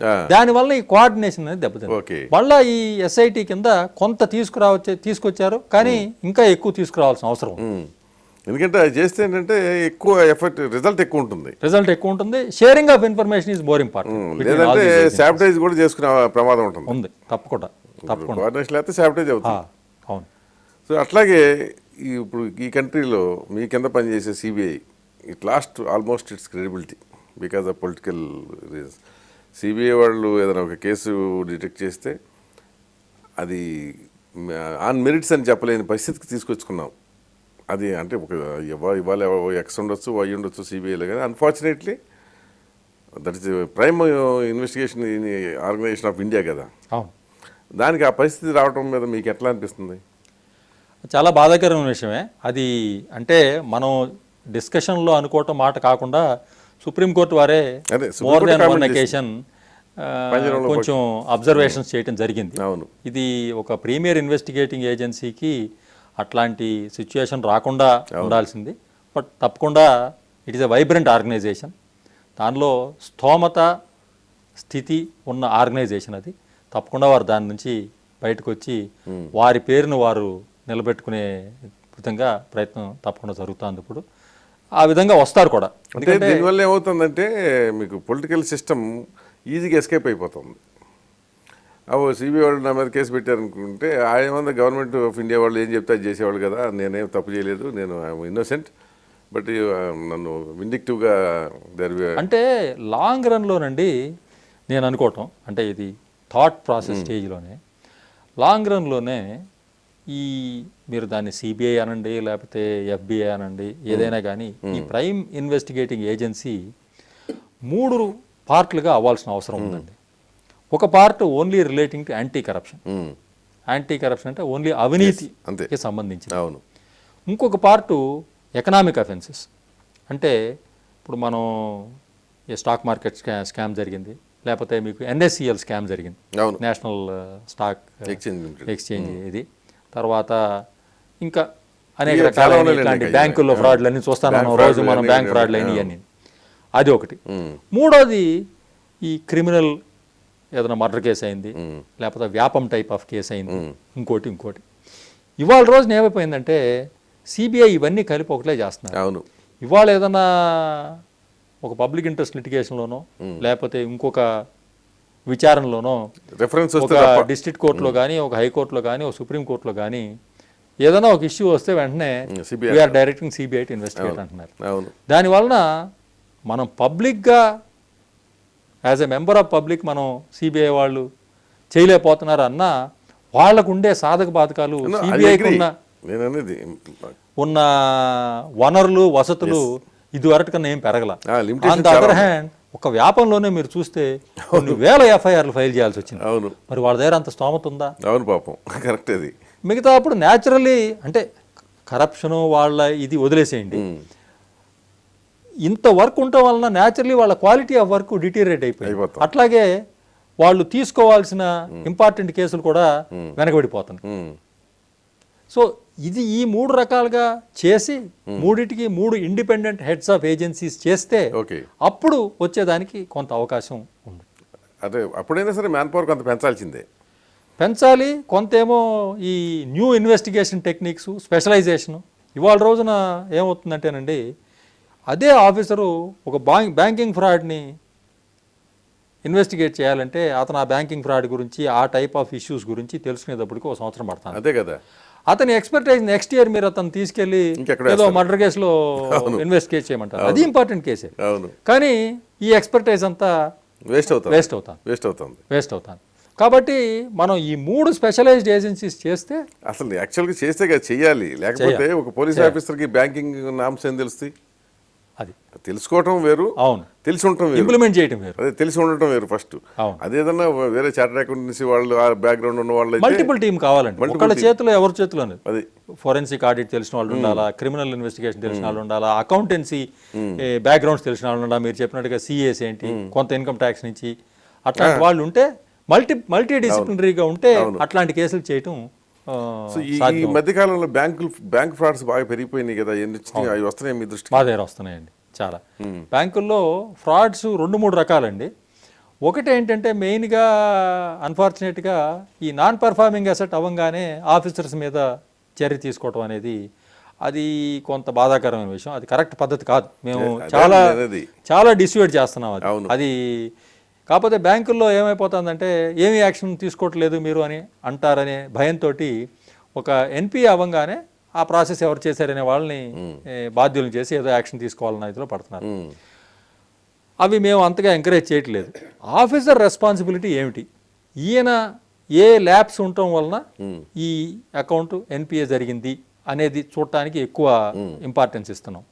మేము ఇది కాకుండా చూస్తూ ఉన్న ఇదేంటంటే ఈ మధ్యకాలంలో బ్యాంకులో ఉన్న డిపాజిట్లని, పర్టికులర్గా పెద్ద డిపాజిట్లు ఎవరైతే పబ్లిక్ సెక్టర్ అండర్టేకింగ్స్ కానీ లేకపోతే పబ్లిక్ చారిటబుల్ ట్రస్ట్ కానీ ఉన్న డిపాజిట్స్ని దొంగ ఖాతాలు వాళ్ళ పేరులో ఓపెన్ చేసి ఆ డబ్బు డ్రా చేసేయటం అనేది పెద్ద ఎత్తున జరిగింది కొత్తగా. గత 1 yearలో ఇట్లాంటివి చాలా కేసులు వచ్చినాయి. ఇవి ఏంటంటే ప్యూర్ అండ్ సింపుల్ క్రిమినల్ కేసులు ఇక్కడ కూడా జరిగినాయండి. ఇది ఒకటి. రెండోది లేని ఆస్తుల్ని బ్యాంకుకి మార్టగేజ్ చేసి అవి వాటి మీద లోన్లు తీసుకోవటం, అవును. లేకపోతే ఒకే ఆస్తిని 4-5 బ్యాంకులకి పెట్టి మల్టిపుల్ లోన్స్ తీసుకోవటం. వీటిలో కొన్నేమో బ్యాంక్ ఆఫీసర్సు విక్టిమ్స్, అంటే పాపం వారికి అవగాహన లేక లేకపోతే వెరిఫై చేసుకునే చెయ్యాలి అనే ఒక మ్యాండేటరీ డైరెక్షన్ లేక అవి జరుగుతూ ఉన్నాయి. కానీ ఇట్లాంటి వాటిలో మోస్ట్ ఆఫ్ ది కేసెస్లో బ్యాంక్ వాళ్ళకి తెలిసి జరుగుతాయి. ఎక్కువ మట్టికి తెలిసే జరుగుతాయండి. ఇన్నోసెంట్ కేసెస్ మేబీ 10-15% ఉంటాయేమో కానీ అంటే వాళ్ళకి తెలిసినా కూడా రెండు కేటగిరీలు. చౌదరి గారు, ఒక ప్రాపర్టీ 4 చోట్ల ఎట్లా తాకట్టు పెట్టగలమండి? ఒరిజినల్ డాక్యుమెంట్ కదా వాడు తీసుకుంటాడు. ఒక ప్రాపర్టీ 4 చోట్ల తాకట్టు పెడతాం అనేది ఎక్కువ మట్టికి మరి వారి నోటీస్లో ఉండే రావాలా? Either negligence, complete negligence, not verification, or otherwise ఏంటంటే పార్టీ సౌండేనండి, డబ్బులు ఎక్కడికి పోవు, ఏదో కాగితం మనం పెట్టుకోవాలి కాబట్టి. రెండోది, వీళ్ళు బ్యాలెన్స్ షీట్లు లోన్ ఇచ్చారు, ఆ బ్యాలెన్స్ షీట్లు మ్యానిపులేట్ చేయమని వీళ్ళు చెప్తారు. జెన్యున్గా బ్యాలెన్స్ షీట్ ఇస్తే ఇటైతే లోన్ రాదండి మీకు అంటారు. ఏం చేయాలి అప్పుడు దానికి అసలు? దీనిలో కూడా రెండు కేటగిరీస్ అండి. మళ్ళా ఒకటి ఈ బ్యాంక్ ఆఫీసర్ గారి ఇన్వాల్వ్మెంట్, రెండోది ఏంటంటే ఇన్వాల్వ్మెంట్ అంటే తప్పకుండా దానికి ఏదో వారి చేయి తడపడం వలన ఇన్వాల్వ్మెంట్. రెండోది ఏంటంటే as a commercial decision business చేస్తున్నారు, బాగానే ఉంది, మనకి ఇవాళ వరకు ఈ లోన్లో మనకి ఎటువంటి ఇబ్బంది రాలేదు, కాబట్టి ఏదో ఇవాళ ఆయన ఇంకో కొత్త సెక్యూరిటీ తేలేకపోతున్నాడు కాబట్టి ఒక్క నిమిషం కళ్ళు మూసుకుంటే బిజినెస్ ఇంప్రూవ్ అవుతుంది, బ్యాంక్ కూడా ఇంప్రూవ్ అవుతుంది అనేది it's wrong commercial decision. But అది ఏంటంటే అది ఎక్కడ ఆ డిస్క్రిప్షన్ పవర్ వాడుతున్నారు? ఫ్రాడ్లెంట్ కేసెస్కే వాడుతున్నారు. అది జెన్యున్ కేసెస్లోనేమో స్ట్రిక్ట్గా ఉంటారు వాళ్ళు. అవును, లేకపోతే అసలు ఎన్ని ఎన్పిఎల్ ఎందుకు ఉంటాయి? So when it comes to the black money. So మీరు ఆ కమిటీలో కూడా ఉన్నారు కదా మొన్నటిదాకా. నేను అసిస్ట్ చేసేవారు కదా ఎస్ఐటికి. సో బ్లాక్ మనీ తెస్తామని ఒక ఎలక్షన్లో సందర్భంగా ప్రధానమంత్రి మోదీ చెప్పారు. ఇప్పుడు 1.5 year అయిపోయింది. అసలు సాధ్యం అంటారా మనకి? అంటే మీ అవగాహన పొలిటికల్గా నేను కామెంట్ చేయదలుచుకోవట్లేదు. అంటే అది కరెక్ట్ కూడా కాదు, అది మీ పరివి కాదు. అంటే ఇవాళండి అందుకే సాధ్యమని అడుగుతున్నా. సాధ్యం అంటే అసలు ముందు అసలు డైనమిక్స్ ఆఫ్ బ్లాక్ మనీ గురించి ఒకసారి చెప్తే మనం ఆ క్వశ్చన్ ఆటోమేటిక్గా ఆన్సర్ అవుతుంది. ఇవాళ రోజున సిచ్యుయేషన్ ఏంటంటే నా ఉద్దేశం ప్రకారం మనం ప్రీ లిబరలైజ్డ్ పీరియడ్ అంటే మన నరసింహారావు వచ్చి ఎకానమీని లిబరలైజ్ చేసి కొద్దిగా చేసి బాగా లిబరలైజ్ చేసి దాని వలన ఎకానమీ పెరిగింది, దాని వలన కొంత మంచి జరిగింది, కొంత చెడు జరిగిందా అనేది అది వేరే డిబేట్. ఈ ప్రీ లిబరలైజ్డ్ పీరియడ్లో అది ఎథికల్ అవ్వచ్చు, అనెథికల్ అవ్వచ్చు, ట్యాక్స్ ప్రోన్ అవ్వచ్చు, నాన్ ట్యాక్స్ ప్రోన్ అవ్వచ్చు, కొంత డబ్బు బయట దేశాల్లో పర్టికులర్గా ఈ గోప్యంగా ఉంచే స్విట్జర్లాండ్ అంటే ఇట్లాంటి దేశాల్లో బ్యాంకుల్లో చేరింది. వాళ్ళు ఎందుకు చేరింది అంటే ఏదో ఆ రోజుల్లో ఏదో సేఫ్టీ కావాలన్నారు, లేకపోతే హెల్త్ లేకపోతే ఎడ్యుకేషన్ అంటే ఆ రోజుల్లో గవర్నమెంట్ డబ్బు రిలీజ్ చేసేది కాదు, దేర్ వాజ్ నో ప్రొవిజన్. తర్వాత లిబరలైజేషన్లో వచ్చింది. అట్లా వెళ్ళి ఉన్న కొంత డబ్బు స్విస్ బ్యాంకులో కానీ ఇంకో చోట కానీ ఉండటం జరిగింది. ఈ పోస్ట్ లిబరలైజేషన్ పీరియడ్లో ఇవాళ ఏమైందంటే మీరు even as a normal individual మీకు ఏమీ బిజినెస్ ఫారిన్లో బిజినెస్ లేకపోయినా కూడా మీరు ఇవాళ $1,25,000 పర్ ఇయర్ మీరు ఖర్చు పెట్టుకోవచ్చు, రెమిటెన్స్ చేయొచ్చు, ఖర్చుకు కానీ లేకపోతే అక్కడ ఫారిన్లో ఇన్వెస్ట్మెంట్ చేసుకోవడం కానీ ఇంకోటి కానీ. అది కాకుండా విత్ పర్మిషన్ ఇంకా ఎక్కువ అమౌంట్ కూడా వెళ్ళొచ్చు. ఇది వచ్చిన తర్వాత అట్లాగే ఎక్స్పోర్ట్స్ ఇంపోర్ట్స్ మీద కూడా చాలా రెస్ట్రిక్షన్స్ అన్నీ సడలిపోయాయి. దీనివలన ఇవాళ ఏమవుతుందంటే మీరు ఒక క్లిక్ ఆఫ్ ఎ బటన్లో మీ మనీని బయటికి పంపించగలుగుతున్నారు, మీ మనీని లోపలికి తెచ్చుకోగలుగుతున్నారు. అట్లాగే మీరు మన స్టాక్ మార్కెట్లో చూస్తే త్రూ పీ నోట్స్ అనండి, లేకపోతే ఎఫ్ఐస్ అనండి, ఎఫ్ఐఐస్ అనండి, వీటి ద్వారా చాలా డబ్బు వస్తుంది, ఇన్వెస్ట్ అవుతుంది, వాళ్ళు వెనక్కి వెళ్ళిపోతుంది. కొన్ని కంపెనీలు మనం ఆశ్చర్యపోతాం. ఆ కంపెనీలు మన ఇంటి పక్కన ఆ కంపెనీ రిజిస్టర్డ్ ఆఫీస్ ఉందని మనకే తెలియదు, ఆ కంపెనీ ఏం చేస్తుందో మనకు తెలియదు, ఆ కంపెనీకి అసలు అంత ఆ బ్యాలెన్స్ షీట్లో ఉన్నంత పొటెన్షియల్ ఉందా లేదా అని మనకు తెలియదు. కానీ ఆ కంపెనీలో ఫారిన్ ఇన్స్టిట్యూషనల్ ఇన్వెస్ట్మెంట్ ఓ 10% 20% వచ్చిందని మనకి రికార్డులో కనపడతాం. సో ఇదంతా నిజంగానే ఫారిన్ ఇన్స్టిట్యూషనల్ ఇన్వెస్ట్మెంటా లేకపోతే కొంత మన డబ్బే బయటికి వెళ్ళి తిరిగి వస్తుందా, ఇవన్నీ కొన్ని ఇష్యూస్ ఉన్నాయి. ఇదంతా నేను ఎందుకు చెప్తున్నానంటే 91 వరకు ఈ బ్లాక్ మనీ అనేది ఇది బ్లాక్ మనీ ఇది వైట్ మనీ అని చెప్పేదానికి కొంత అవకాశం ఎక్కువ ఉంది. ఇవాళ రోజున ఏమైపోతుందంటే ఈ money is churning so fast. అదే మిక్స్ అయిపోయింది అంతా. Not only foreign money, even with in the country మీరు బ్యాంకులో వేసిన డబ్బు కూడా అకౌంటెడా అన్అకౌంటెడా అంటే మీరు చాలాసేపు ఆలోచించే కానీ చెప్పలేని పరిస్థితి వచ్చేసింది. కాబట్టి ఇట్లాంటి సిచ్యువేషన్లో ఎంత మనీ ఏ కంట్రీ ద్వారా వెళ్తుంది అనేది దీనికి అవగాహన చాలా తక్కువ అయిపోయింది. గవర్నమెంట్ కూడా 3 కమిటీలు వేసింది. పార్లమెంట్లో ఈ క్వశ్చన్ వచ్చి గవర్నమెంట్ని సభ్యులు దేశంలో ఉన్న బ్లాక్ మనీ ఎంత అనేది లెక్క అడిగితే గవర్నమెంట్ చెప్పింది మనకి దగ్గర ఏమీ స్టడీ లేదు, ఎస్టిమేట్ లేదు అని. ఒక 3 కమిటీలు వేసింది గవర్నమెంట్ ఇండిపెండెంట్గా. 3 రీసెర్చ్ ఆర్గనైజేషన్ వేస్తే వాళ్ళు 3 కూడా ఒక అవగాహనకు వచ్చి ఇంత అని తేల్చి ఖచ్చితంగా చెప్పలేకపోయారు. సో నేను చెప్పొచ్చేది ఏంటంటే ఇవాళ ఈ బ్లాక్ మనీ అనేది ఒక డైనమిక్ థింగ్ అయింది. ఒక సిచ్యువేషన్లో అది బ్లాక్ మనీ అవుతుంది, ఒక సిచ్యువేషన్లో అదే వైట్ మనీ అవుతుంది. మీరు వినే ఉంటారు ఈ చాలా షెల్ కంపెనీస్ అని వచ్చినాయి. అంటే పేరుకు కంపెనీలు అవి, ఆ కంపెనీకి 1000 రూపాయలు షేర్ క్యాపిటల్ ఉంటుంది. అది ఆ వ్యక్తి ఏలుముద్ర వేసే వ్యక్తో లేకపోతే దేని మీద సంతకం పెట్టానో తెలియని వ్యక్తి 2 డైరెక్టర్లు ఉంటారు. ఆ కంపెనీ ద్వారా కోట్ల రూపాయలు ఇన్వెస్ట్మెంట్ అవుతుంది, వెళ్ళిపోతుంది, వస్తుంది. కాబట్టి ఈ డబ్బు మన సిస్టంలో తిరుగుతుంది as for as domestic money. అట్లాగే ఈ ఫారిన్ మనీ కూడా చాలా ఈ ట్యాక్స్ హేవన్స్ అంటాం మనం. కొన్ని కంట్రీలు చట్టాలు ఉన్నాయి. ఇప్పుడు లైచెన్స్టీన్ అనో లేకపోతే British virgin islands, I'll of man అనో లేకపోతే ఇంకా చాలా కంట్రీలు ఉన్నాయి. వీటి ద్వారా కూడా కొంత అవుతాను. కాబట్టి ఈ డబ్బు ఎంత తిరిగి వస్తుంది అని అంటే దీనికి మనం ఒకటే చెప్పగలం, ఇక్కడ ఇన్వెస్ట్మెంట్ ఆపర్చునిటీస్ బెటర్గా ఉన్నాయి, బెటర్ రిటర్న్స్ వస్తున్నాయి, మన డబ్బుకి సేఫ్టీ ఉంది అనే రోజున ఈ డబ్బు అంతా ఆటోమేటిక్గా తిరిగి వస్తుంది. ఎందుకంటే ఎవరైనా కూడా ఊరికే తీసుకెళ్ళి ఇమోషనల్ సాటిస్ఫాక్షన్కి ఏదో నాకు లండన్లో ఫ్లాట్ ఉందండి అనో నాకు లండన్లో ఫ్లాట్ ఉందండి అనో ఒక ఫ్లాట్ కొనుక్కోవడం అనేది ఇమోషనల్ సాటిస్ఫాక్షన్. అది నేను ఒక ఇన్వెస్ట్మెంటేషన్గా పెడుతున్నానంటే ఎప్పుడు పెడతాను నేను, ఇక్కడ నాకు వచ్చే రిటర్న్ కానీ ఇక్కడ నాకు ఉన్న ఫెసిలిటీస్ కానీ తక్కువ ఉన్నాయి అని. కాబట్టి ఆ వాతావరణం ఎప్పుడైతే పెరుగుతుందో అప్పుడు డబ్బు వెనక్కి తిరిగి వస్తుంది.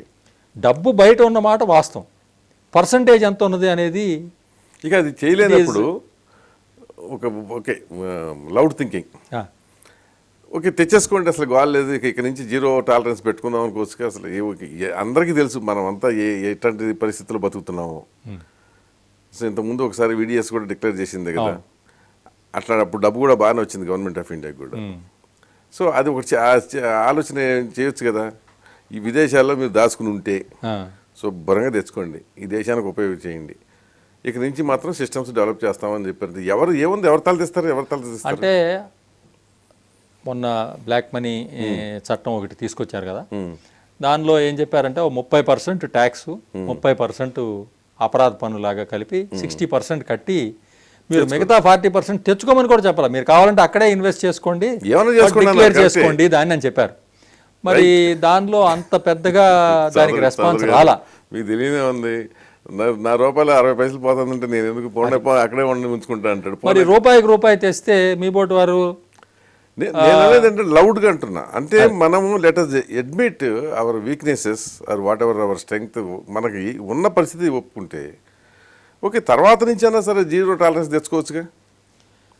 అంటే ఇప్పుడు దీనిలో 2-3 ఇబ్బందులు ఉన్నాయండి. ఒకటి, ఇవాళ ఎందుకు డ్రా చేయాలి ఆ లైన్ అనేది ఒకటి. అంటే ఇప్పటి వరకు చేసిన వాళ్ళందరినీ మనం వదిలేసేసి ఇవాళ నుంచి కొత్త అకౌంట్ ఓపెన్ చేద్దాం అనేది అది ఎంతవరకు భావ్యం. రెండోది, మీరు ఇందాక చెప్పారు మన VDS స్కీమ్ వచ్చినప్పుడు దాన్ని ఛాలెంజ్ చేసి సుప్రీంకోర్టుకి వెళ్ళారు. అవును, సుప్రీంకోర్టులో అప్పుడు చాలా వాదోపవాదాలు జరిగినాయి. ఇది ఎంతవరకు మోరల్ అండ్ లీగలీ కరెక్ట్ ఇట్లాంటి స్కీమ్ తీసుకురావటం. ఎందుకంటే ఆనెస్ట్గా కట్టే వాళ్ళందరినీ మీరు డిజానెస్ట్ చేసేస్తున్నారు. ఎందుకంటే ప్రతి 10 ఏళ్ళకి గవర్నమెంట్ ఇట్లాంటి స్కీమ్తో దాంతో వచ్చి పాత పాపాలన్నింటినీ కడిగేస్తుంది. కాబట్టి ఇప్పుడు నేను ఎందుకు కట్టాలి, 10 ఏళ్ళ దాకా ఎట్టగొట్ట నేను జాగ్రత్త పడితే అప్పుడు అనే భావన. ఈ బ్లాక్ మనీ యాక్ట్ లో తీసుకొచ్చిన దాంట్లో ఏమి ఇచ్చారంటే విండో ఇచ్చారు. ఈ విండో తర్వాత వచ్చే వాళ్ళకి ఏదో ఇంత పెనల్టీ, ఇంత ప్రాసిక్యూషన్ ఇది చేస్తామంటున్నారు. అది కూడా ఇదే మనం ఇందాక విజిలెన్స్ గురించి డిస్కస్ చేసినట్టుగానే ఈ దీని కింద కనీసం ఒక 100 కేసులైనా సరే పెద్ద కేసులు మనం చేయగలిగి వాటిలో మనం సబ్స్టాన్షియల్ అమౌంట్ ఉన్నా లేకపోయినా కూడా అసలు సబ్స్టాన్షియల్ గా వాళ్ళని ఈ కొత్త చట్టం కింద దీని కింద తీసుకొచ్చి మనం పనిష్ చేయగలిగితే అప్పుడు అట్లీస్ట్ పీపుల్ వచ్చేదానికి అవకాశం కనీసం ఫ్యూచర్ అది వచ్చే అవకాశం ఉందండి. ఎందుకంటే ఇప్పుడు వరల్డ్ వైడ్ ఈ అవేర్నెస్ వచ్చిందండి. World wide even in country like America వాళ్ళకి వేడి పుడతాను. ఎందుకనంటే వాళ్ళ దేశం నుంచి కూడా డబ్బు ఇట్లాగే ట్యాక్స్ హేవెన్ కంట్రీస్ తక్కువ వాళ్ళు చాలా అలర్ట్ అయిపోయి ఈ ఫట్కా అనే చట్టం తీసుకొచ్చారు. ఇవాళ ఇండియా నుంచి జరుగుతున్న ప్రతి ట్రాన్సాక్షన్ అమెరికన్ ఎంటిటీ తోటి అమెరికన్ గవర్నమెంట్ రిపోర్ట్ అవుతుంది.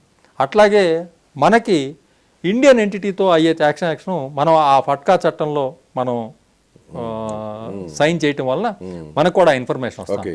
అట్లా ఇప్పుడు మల్టీలేటరల్ కంట్రీస్తో పాటు ఈ మనకి ఈ అవగాహనలు వస్తున్నాయి. ఈ అవగాహన రావటం వల్ల ఏంటంటే గవర్నమెంట్కి కరెంట్గా జరుగుతున్న ట్రాన్సాక్షన్స్ అన్నిటిలో ఇన్ఫర్మేషన్ వస్తుంది. వస్తే ఈ ఇన్ఫర్మేషన్ వల్ల ఏంటంటే మనకి ఎవరు బయట పెడుతున్నారు, ఎవరు తీసుకొస్తున్నారు, తీసుకురావట్లే అనే దాని మీద మనకు డేటాబేస్ ఏర్పడుతుంది. కాబట్టి నెక్స్ట్ 1 to 2 years లో ఇది మొన్న సెప్టెంబర్ నుంచి మొదలైంది మనకి డేటా రావటం అనేది. అట్లాగే ఇప్పుడు స్విస్ గవర్నమెంట్ కూడా పాత డేటా ఇవ్వరు కానీ మనకి కొత్త ఇస్తానంటున్నారు. కాబట్టి దీని వల్ల కొంత ఎఫెక్టివ్నెస్ పెరగవచ్చు మనకి. తప్పకుండా కొంత పెరుగుతుంది. సో మీ కెరీర్ లో మీకు ఎవరైనా లంచం చూపారు అంటే చూపలేదని అన్ను. బట్ ఇనీషియల్ పీరియడ్ లో ఏదో ఇట్లా ఆఫర్స్గా వచ్చి ఏదో ఫస్ట్ 1-2 అకేషన్స్లో ఏదో ఇంకా యూత్ఫుల్ టైము వాడి మీద క్యాకులేషన్ చేస్తా తర్వాత నేమ్ వెంట అరౌండ్ వీడికి అవసరం లేదు అనేది. సో అంటే నీకు మీరు అడిగారు కాబట్టి చెప్తున్నా నేను ఒక చిన్న ఉదాహరణ. ఇది చాలా థిన్ లైన్ అండి. అవును, నేను అసిస్టెంట్ డైరెక్టర్ ఆఫ్ ఇన్స్పెక్షన్ ఇన్వెస్టిగేషన్గా పనిచేస్తున్నాను హైదరాబాద్లో. అప్పుడు మాకు ఆఫీసు మన రామారావు గారి ఎన్టీఆర్ ఎస్టేట్లో ఉండేది. అప్పుడు రోజులో శనివారం వర్కింగ్ డే అండి. మేము ఒక మన హైదరాబాద్ చుట్టుపక్కలంతా అగ్రికల్చర్ గార్డెన్స్ ఉండేవి. ఈ అనాబ్ షాహీ వేసేవాళ్ళు. ఓ బాంబే సేట్ గారు ఎవరో ఒక ఆయన వేసి అది సిటీ డెవలప్ అవడంతో అది సేల్ చేశారు. ఆయన సేల్ చేసి వాళ్ళు ఏదో క్యాపిటల్ గెయిన్స్ వచ్చింది, అది ఏదో 8 kilometers లోపల వచ్చింది, కట్టలేదు. దాని గురించి వారికి ఏదో నోటీస్ ఇవ్వడం జరిగింది. ఇస్తే ఆయనని సమన్ చేశాం మేము. ఆయన పెద్ద వ్యక్తి. ఆయన ఇస్తే ఆయన వచ్చాడు. వస్తే ఆ రోజు ఏమైందంటే మనకి కొంచెం ఏదో అప్పట్లో కొద్దిగా సిటీలో డిస్టర్బెన్సెస్ ఎక్కువగా ఉంటాయి. ఆ డిస్టర్బెన్స్ ఒకటి జరిగి ఆఫీస్ మూసారు. బట్ మేమేమైందంటే మేము అనుకోకుండా నేను నా కొలీగ్ ఒక ఆయన పని ఉండి అక్కడ ఉండిపోయి ఆఫీస్లో ఉండిపోయాం. పర్లేదు పైన 4వ floorలో ఉన్నాం, తాళం వేస్తుందని వర్క్ చేసుకుంటున్నాం. ఆయన పటేల్ గారు వచ్చారు. వచ్చి సార్ ఇట్లా మాకు సమన్స్ ఇచ్చారు, మేము వచ్చామండి అన్నాడు. అంటే సరే ఎట్లయినా ఆఫీస్లోనే ఉన్నాం కదా, ఇది నాడే పబ్లిక్ హాలిడే కాబట్టి ఆయన ఏదో పిలిచాము. ఆయన స్టేట్మెంట్ తీసుకున్నాం. ఇట్ వెంట్ ఫర్ 4-5 గంటలు పట్టిన స్టేట్మెంట్. ఆ స్టేట్మెంట్లో ఆయనకి చాలా రకమైన ఇబ్బందికరమైన క్వశ్చన్లు, అగ్రికల్చర్ ల్యాండ్ కాదు అని ప్రూవ్ చేయడానికి వేసాం. అది ఇది తర్వాత దానిలో ఏదో కొంత ఆన్ మనీ పేమెంట్ జరిగింది. ఆ డాక్యుమెంట్స్ ఆయనకి కన్ఫ్రంట్ చేసాం. బట్ ఆయనకి అసలు ఏ విధంగానూ మనం ఒక నయా పైసా కూడా చేయలేదు.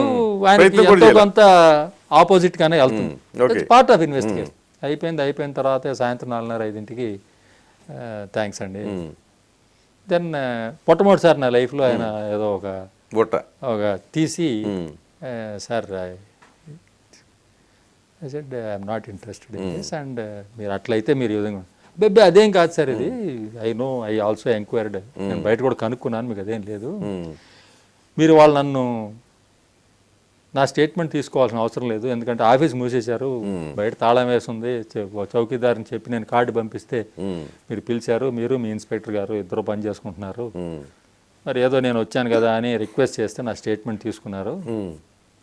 మీరు నా స్టేట్మెంట్ తీసుకోకపోతే నేను ఇక్కడ 5 స్టార్ హోటల్లో ఉండేవాడిని నా లెవెల్కి, ఇవాళ హోటల్లో ఉండి ఆదివారం ఖాళీ ఉండి మళ్ళీ సోమవారం వెళ్తే నాకు 10,000 రూపాయలు ఖర్చు అయ్యేదండి. ఆ రోజుల్లో 10,000 నేను మీకు అదే ఇస్తున్నానండి అన్నాడు. ఇప్పుడు అంటే అతను బిజినెస్ మ్యాన్ గా అతని మెంటాలిటీ మీరు చూడండి, వేరే ఆఫీసర్ గా మీరు అది చూస్తే అది మీకు ఒక కరప్షన్ గా అవుతుంది. అంతే. ఇందాక మనం మాట్లాడాం ఏది కరప్షన్, ఏది ఓన్లీ ఎనేబులింగ్, ఏది మోరల్స్ అని. సో ఈ విధమైన జంజాటలు చాలా సార్లు మోరల్ డైలమాలు వస్తూ ఉంటాయి. మరి బట్ భగవంతుడి దయ వల్ల వాటితో దూరంగానే ఉండి బయటపడిపోయాం. అంత సాఫీగా సాగించుకుని చివరిలో ఈ సెంట్రల్ విజిలెన్స్ కమిషనర్ అపాయింట్మెంట్ అప్పుడు ఎందుకు వివాదం వచ్చింది అంటారు? చెప్తానండి. వివాదం అనేది మన వల్ల రాలా, అదే మీ వల్ల కాదు. వివాదం అనేది అక్కడ నేను చెప్పాను మీకు ముందే, ఒక పోస్ట్ కోసం కన్సిడర్ చేసేటప్పుడు 132 మంది అప్లై చేశారు ఈ పోస్ట్. ఓకే. తర్వాత మిగతా అనేక సర్వీసులు, మనకి మామూలుగా సొసైటీలో కులాలు ఉన్నట్టుగానే గవర్నమెంట్లో కూడా చాలా కులాలు, ఐఏఎస్ కులం, ఐపీఎస్ కులం, ఐఆర్ఎస్ కులం, ఇంకోటి. సో అది కాక ఇండివిజువల్గా ఏదో చేసుకుంటూ ఉంటారు. నేను ఒక ట్యాక్స్ డిపార్ట్మెంట్లో 36 సంవత్సరాలు పనిచేశాను. ట్యాక్స్ డిపార్ట్మెంట్లో అంటే మీరు ఇన్వెస్టిగేట్ చేస్తే ప్రతివాడికి ఏదో పటేల్ గారి దగ్గర నుంచి ఇంకొకరి దాకా ఎవరికొరికి ఎంతో కొంత చురక అంటిన వ్యవహారమే జరిగి ఉంటుంది. కానీ కాబట్టి చాలా అట్లాగే నేను విజిలెన్స్ డిపార్ట్మెంట్లో కూడా ఎక్కువ కాలం పనిచేశాను. ఇన్కమ్ ట్యాక్స్ శత్రువులు కూడా ఉంటారు. సో ఎవరో ఒకరు మోటివేటెడ్గా ఏదో ఒకటి చేస్తూ ఉంటారు. అవును. సరే, ఇవాళ అది కోర్టు పరిధిలో ఉంది, దాన్ని మనం డిస్కస్ చేయకూడదు అనుకోండి. నేను చెప్పే మాట ఏంటంటే ఈ ఇష్యూ మీద న్యాచురల్గా ఎవరిలో ఒకళ్ళు పెటిషన్లు పెడతాం అనేది, రాయటం అనేది జరుగుతూనే ఉంటుంది. కాకపోతే ఒక చెట్టుకి కాయలు ఉంటేనే దెబ్బలు పడతాయి. నేను డెసిషన్ తీసుకోకుండా చేతులు జేబులో పెట్టి కూర్చుంటాను. అవును. నా మీద ఒకటే ఎలిగేషన్ వేయచ్చు, వీడు పని చేయడండి. అవును. మీరు బోల్డ్గా పనిచేశారు, కరప్ట్ అంటారు. కరప్ట్ అనొచ్చు, లేకపోతే వీడు వాడిని ఏదో హెల్ప్ చేశాడు. కాబట్టి as long as your conscience is clear and on record every point I write, there should be a reason. It should be reason. నాకు మొట్టమొదట 79లో చేరినప్పుడు ఎంఎస్ నారాయణ గారు అని మొట్టమొదటి కమిషనర్, ఆయన దగ్గర పనిచేశాను. ఆయన మీకు ఒక రకంగా గురువు, తల్లి తండ్రి లాంటి ఆయన. నాకు డిపార్ట్మెంట్కి సంబంధించిన ఆయన ఒక మాట చెప్పాడు నాకు, చౌదరి మనం రాస్తాము, సంతకం పెడతాము, వెళ్ళిపోతాము, తర్వాత ఇది కోర్టుకి వెళ్తుంది, లేకపోతే పార్లమెంటరీ కమిటీకి వెళ్తుంది, లేకపోతే ఇంకేదో ఆడిట్ కమిటీకి వెళ్తుంది. ఆ రోజు నువ్వు నేను అక్కడ ఉన్నాం. అవును. నీ గ్రాండ్ సక్సెసర్ ఉంటాడు అక్కడ, అంతే. వాడికి అసలు నీ పేరు స్పెల్లింగే తెలియదు, ఈ కేసు ఏంటి అనేది తెలియదు. అవును. కాబట్టి నీ కేసుని ఎవడు అర్థం చేసుకుంటాడు? నీ కేసుని ఎవరన్నా అర్థం చేసుకోవాలంటే నువ్వు అక్షరాల నీ థింకింగ్ ఏంటి అనేది లిఖితంగా రాసి పెడితే నువ్వు అక్కడ పక్క నుంచి సుప్రీంకోర్టు జడ్జి గారికి ఇది ఎక్స్ప్లెయిన్ చేసినట్టు ఉంటుంది. కాబట్టి మనం తీసుకునే ఏ డెసిషన్ అయినా సరే it should be in writing and it should speak for it self. నీ రీజన్ వాడు ఒప్పుకోవచ్చు, అది వేరే విషయం. But you must have a reason and what is the reason you should write. మీరు ఏ రోజైనా నా ఫైల్ చూడండి, ఏ రోజైనా సరే నాకు ఒక చిన్న బిరుదు ఇస్తారు మా దగ్గర ప్రైవేట్ సెక్రటరీస్. నేను డీజీ ఢిల్లీగా పనిచేసినా సరే, ఇవాళ సివిసిగా పనిచేస్తున్నా సరే, మా వాళ్ళు ఏమంటారంటే, సార్ మా సర్వీస్లో ఎప్పుడు టైప్ చేయనంత మీ ఒక్క ఈ 6 నెలల్లోనో లేకపోతే ఈ 1 ఇయర్లోనో పనిచేసాం. ఎందుకంటే దట్ ఈస్ మై హ్యాబిట్. ఉన్నది అయినా సరే మనం we should write our paper. నేను ఉండాల్సిన అవసరం లేదు. ఆ కాగితం కనుకుంటే చాలు, ఆ కాగితం లేపేసేస్తే గొడవ లేదు. కానీ ఆ కాగితం ఉన్నంత వరకు it will explain. Okay, very good. So మీకు భక్తి ఎట్లా అబ్బింది? చిన్నతనం నుంచి అలవాటేనండి. అంటే ఇంట్లో మా మదర్ వాళ్ళు ఏదో పూజ చేసేవాళ్ళు. మామూలుగా అట్లా చింతన నుంచి పొద్దున్నే లేచి స్నానం చేసి ఆ దేవుడి దగ్గర ఒక పువ్వు పెట్టి చిన్న తిలకం పెట్టుకుని తిలకమో లేకపోతే కుంకుమ పెట్టుకుని వెళ్ళే వరకు అట్లా అలవాటు అయిపోయింది చిన్నప్పటి నుంచి. తర్వాత పోయిన కొంచెం సర్వీస్లో చేరిన తర్వాత ఈ ప్రెషర్స్ ఆఫ్ లైఫ్ అంటే ఉద్యోగపరమైన ఒత్తిడి కానీ లేకపోతే ఫ్యామిలీ పరమైన ఒత్తిడి కానీ ఇట్లాంటి కూడా కొద్ది గొప్ప ఉండటం వలన కొంత ఆధ్యాత్మికంగా ఆ రీడింగు లేకపోతే ఏదైనా కొద్దిగా ఆ ప్రవచనాలు వినటం అది జరిగింది. జరిగిన తర్వాత నేను మెడ్రాస్లో ఉద్యోగం చేస్తున్న రోజుల్లో అనుకోకుండా ఆయన చిన్నజీయర్ స్వామి గారు అక్కడ సభలు పెట్టారు. ఓకే. పెడితే ఆ మెరీనాలో వెళ్ళి లాస్ట్ లైన్లో కూర్చుని ఏమైనా వింటా ఉండేవాడు. ఒక 10 days పెట్టారు సభ. అట్లా కొద్దిగా వారి వలన ఇన్ఫ్లుయెన్స్ అయ్యాను. ఓకే. వైష్ణవం కొద్దిగా అప్పుడు ఇంకా ఫార్మల్గా ఇది అవ్వలేదు. తర్వాత నేను ఇందాక మీకు చెప్పాను, నేను ట్రైబ్యునల్లో ఉండగా ట్రైబ్యునల్లో 2 సంవత్సరాలు పనిచేశాను. నేను by nature I'm aggressive fellow. Okay. కోపం కూడా చాలా తొందరగా వస్తుంది. అసలు అది వచ్చిన దానికన్నా తొందరగా తగ్గిపోతుంది. Less than a fraction of a second. And if I'm wrong or I should not have reacted immediately I will tell. వాడు డ్రైవర్ అవ్వచ్చు, మా ప్యూన్ అవ్వచ్చు, నా వైఫ్ అవ్వచ్చు, మా అబ్బాయి అవ్వచ్చు, ఎవరైనా అవ్వచ్చు, వెంటనే చెబుతాను నేను I'm sorry I have done this.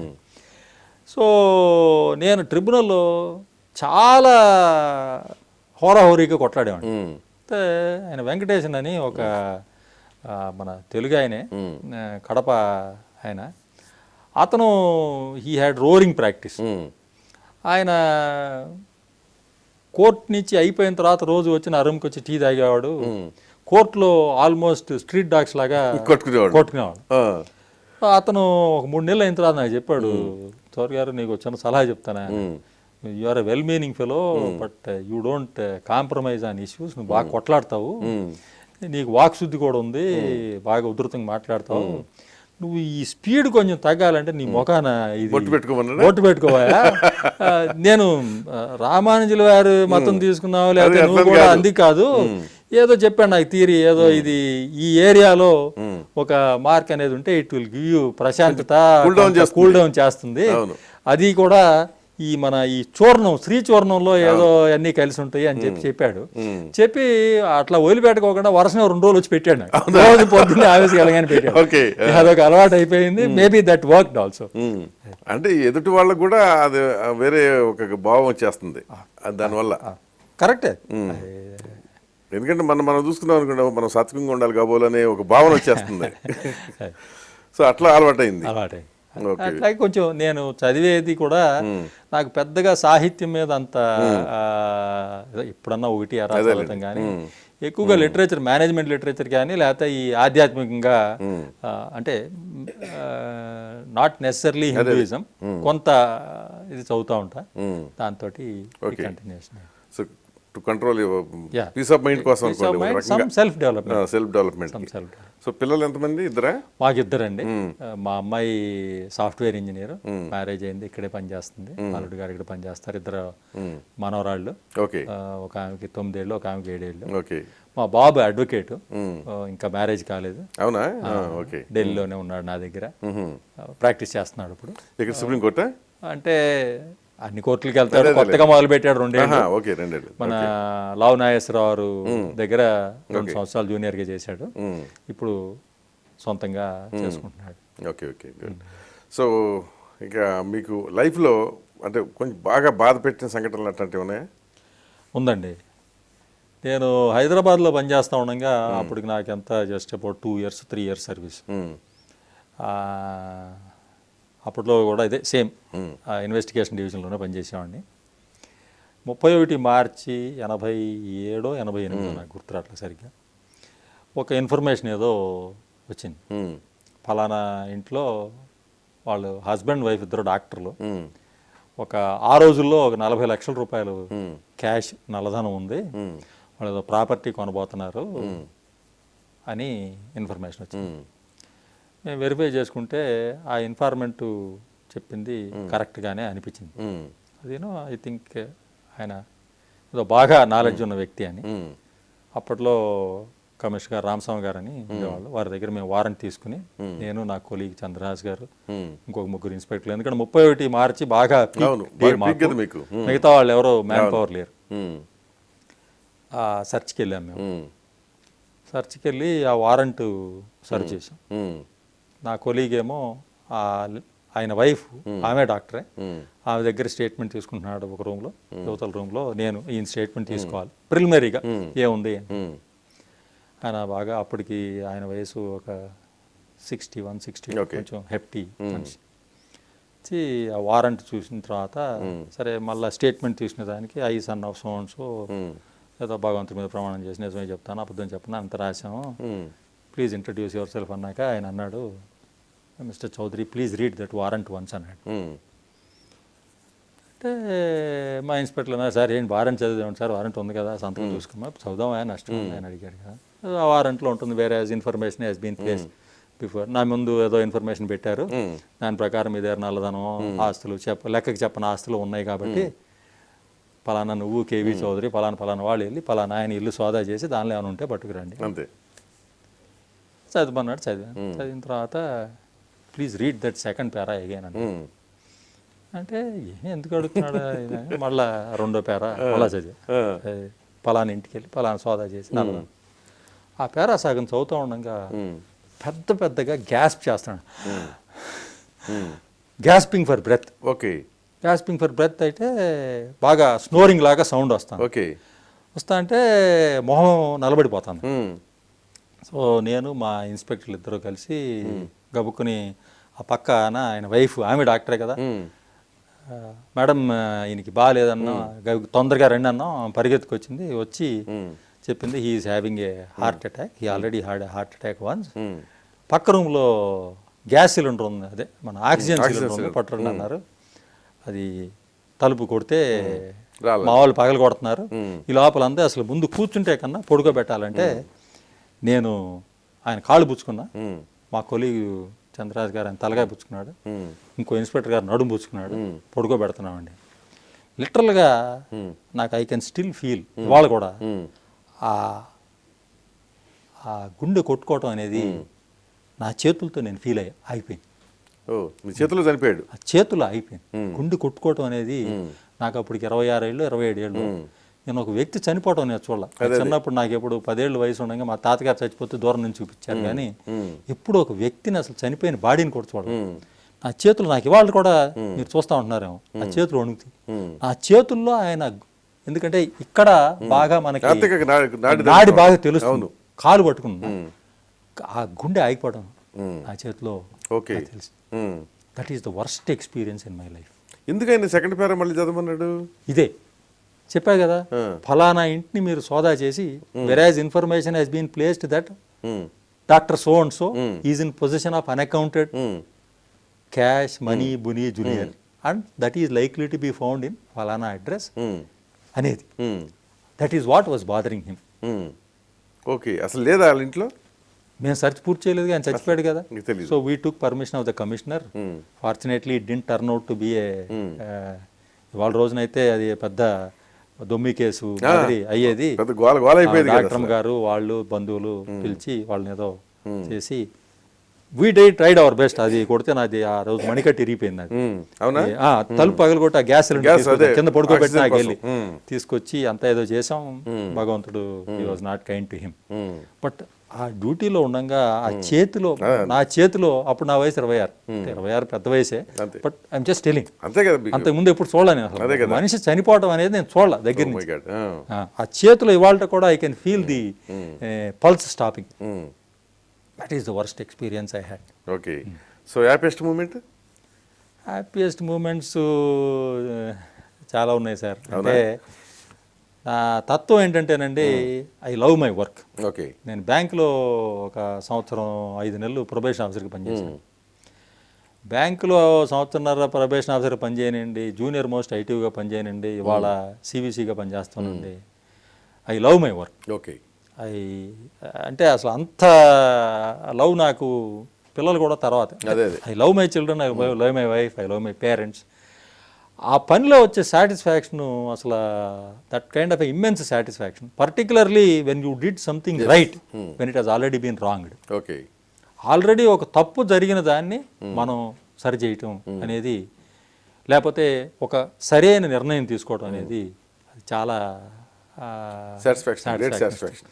So నేను మా ఆఫీసర్స్ అందరికీ చెప్తాను, గవర్నమెంట్ వాళ్ళు మనందరికీ ఒకటే జీతం ఇస్తారయ్యా. ఒకటే అంటే కమిషనర్ అందరికీ ఒక జీతం, అవును, యూడీసీలు అందరికీ ఒక జీతం. అంతే. కాకపోతే మనలో చాలామంది ఈ జీతాన్ని మించి కొన్ని రెట్లు ఎక్కువ సాటిస్ఫాక్షన్ ఇక్కడి నుంచి ఇంటికి తీసుకెళ్తాం. అవును. మనలో కొంతమంది రోజు ఏడుస్తే వెళ్తాం, దిక్కుమాల ఉద్యోగం, ఆడిచ్చే 10,000 కోసం పొద్దున్న సాయంత్రం దాకా ఇక్కడ కూర్చొని ఆడితే చుట్లు ఇడి చుట్లు. సో అదొకటి నాకు ఓకే. ఇది. బట్ సెపరేట్గా 1-2కి ఈ కేసా ఆ కేసా, లేకపోతే ఏదో ప్రమోషన్ వచ్చిందా, ఇవన్నీ they are all routine things. Okay. So ఇక సెంట్రల్ విజిలెన్స్ కమిషనర్గా మీకు ఏంటి ఏమైనా గోల్స్ ఉన్నాయా? అంటే గోల్స్ ఉన్నాయండి. నేను మీకు చెప్పినట్లుగా ఈ ప్రివెంటివ్ విజిలెన్స్ అనే దాన్ని బాగా విస్తృతంగా తీసుకెళ్ళి తద్వారా ఈ సెంట్రల్ గవర్నమెంట్ ఆఫీసెస్లో కరప్షన్ని బాగా తగ్గించాలి. అదుపు చేయాలి. మేము నేను అనుకున్న దాంట్లో ఒక 50% చేయగలిగిన పెద్ద ఇదిగానే చేశామని. రెండోది, ప్రజల్లో అవేర్నెస్తో పాటు ఆఫీసర్స్లో కూడా వాళ్ళకి అవేర్నెస్ తీసుకురావాలి. ఓకే. మూడోది, doing work with government should become easier. అంటే దానికి మీకు మనం ఒక ఇష్యూ మనం టచ్ చేయలేదు. ఈ కరప్షన్ ఒకటే కాకుండా ఈ గవర్నమెంట్లో జరిగే టెండరింగ్ ప్రాసెసెస్ మిగతా అన్నీ కూడా మేము సూపర్వైజ్ చేస్తాం. వాటిని ఎంత ట్రాన్స్పరెంట్గా చేయగలుగుతాం, ఎంతమంది దానిలో పార్టిసిపేట్ చేసేటట్టు చేయగలుగుతాం అనేది ఇది. సో దానికి కావాల్సిన విషయాలన్నీ పొందుపరుస్తున్నాం. దానిలో నేను సక్సెస్ అవుతానని అనుకుంటున్నా. భగవంతుడి దయ వల్ల, మీ అందరి కోఆపరేషన్ వల్ల I should be in a position to leave a mark that this is what the commission. Okay. అవ్వాలనే కాదు, అవుతారని కూడా కోరుకుంటూ thank you very much sir. నమస్కారం.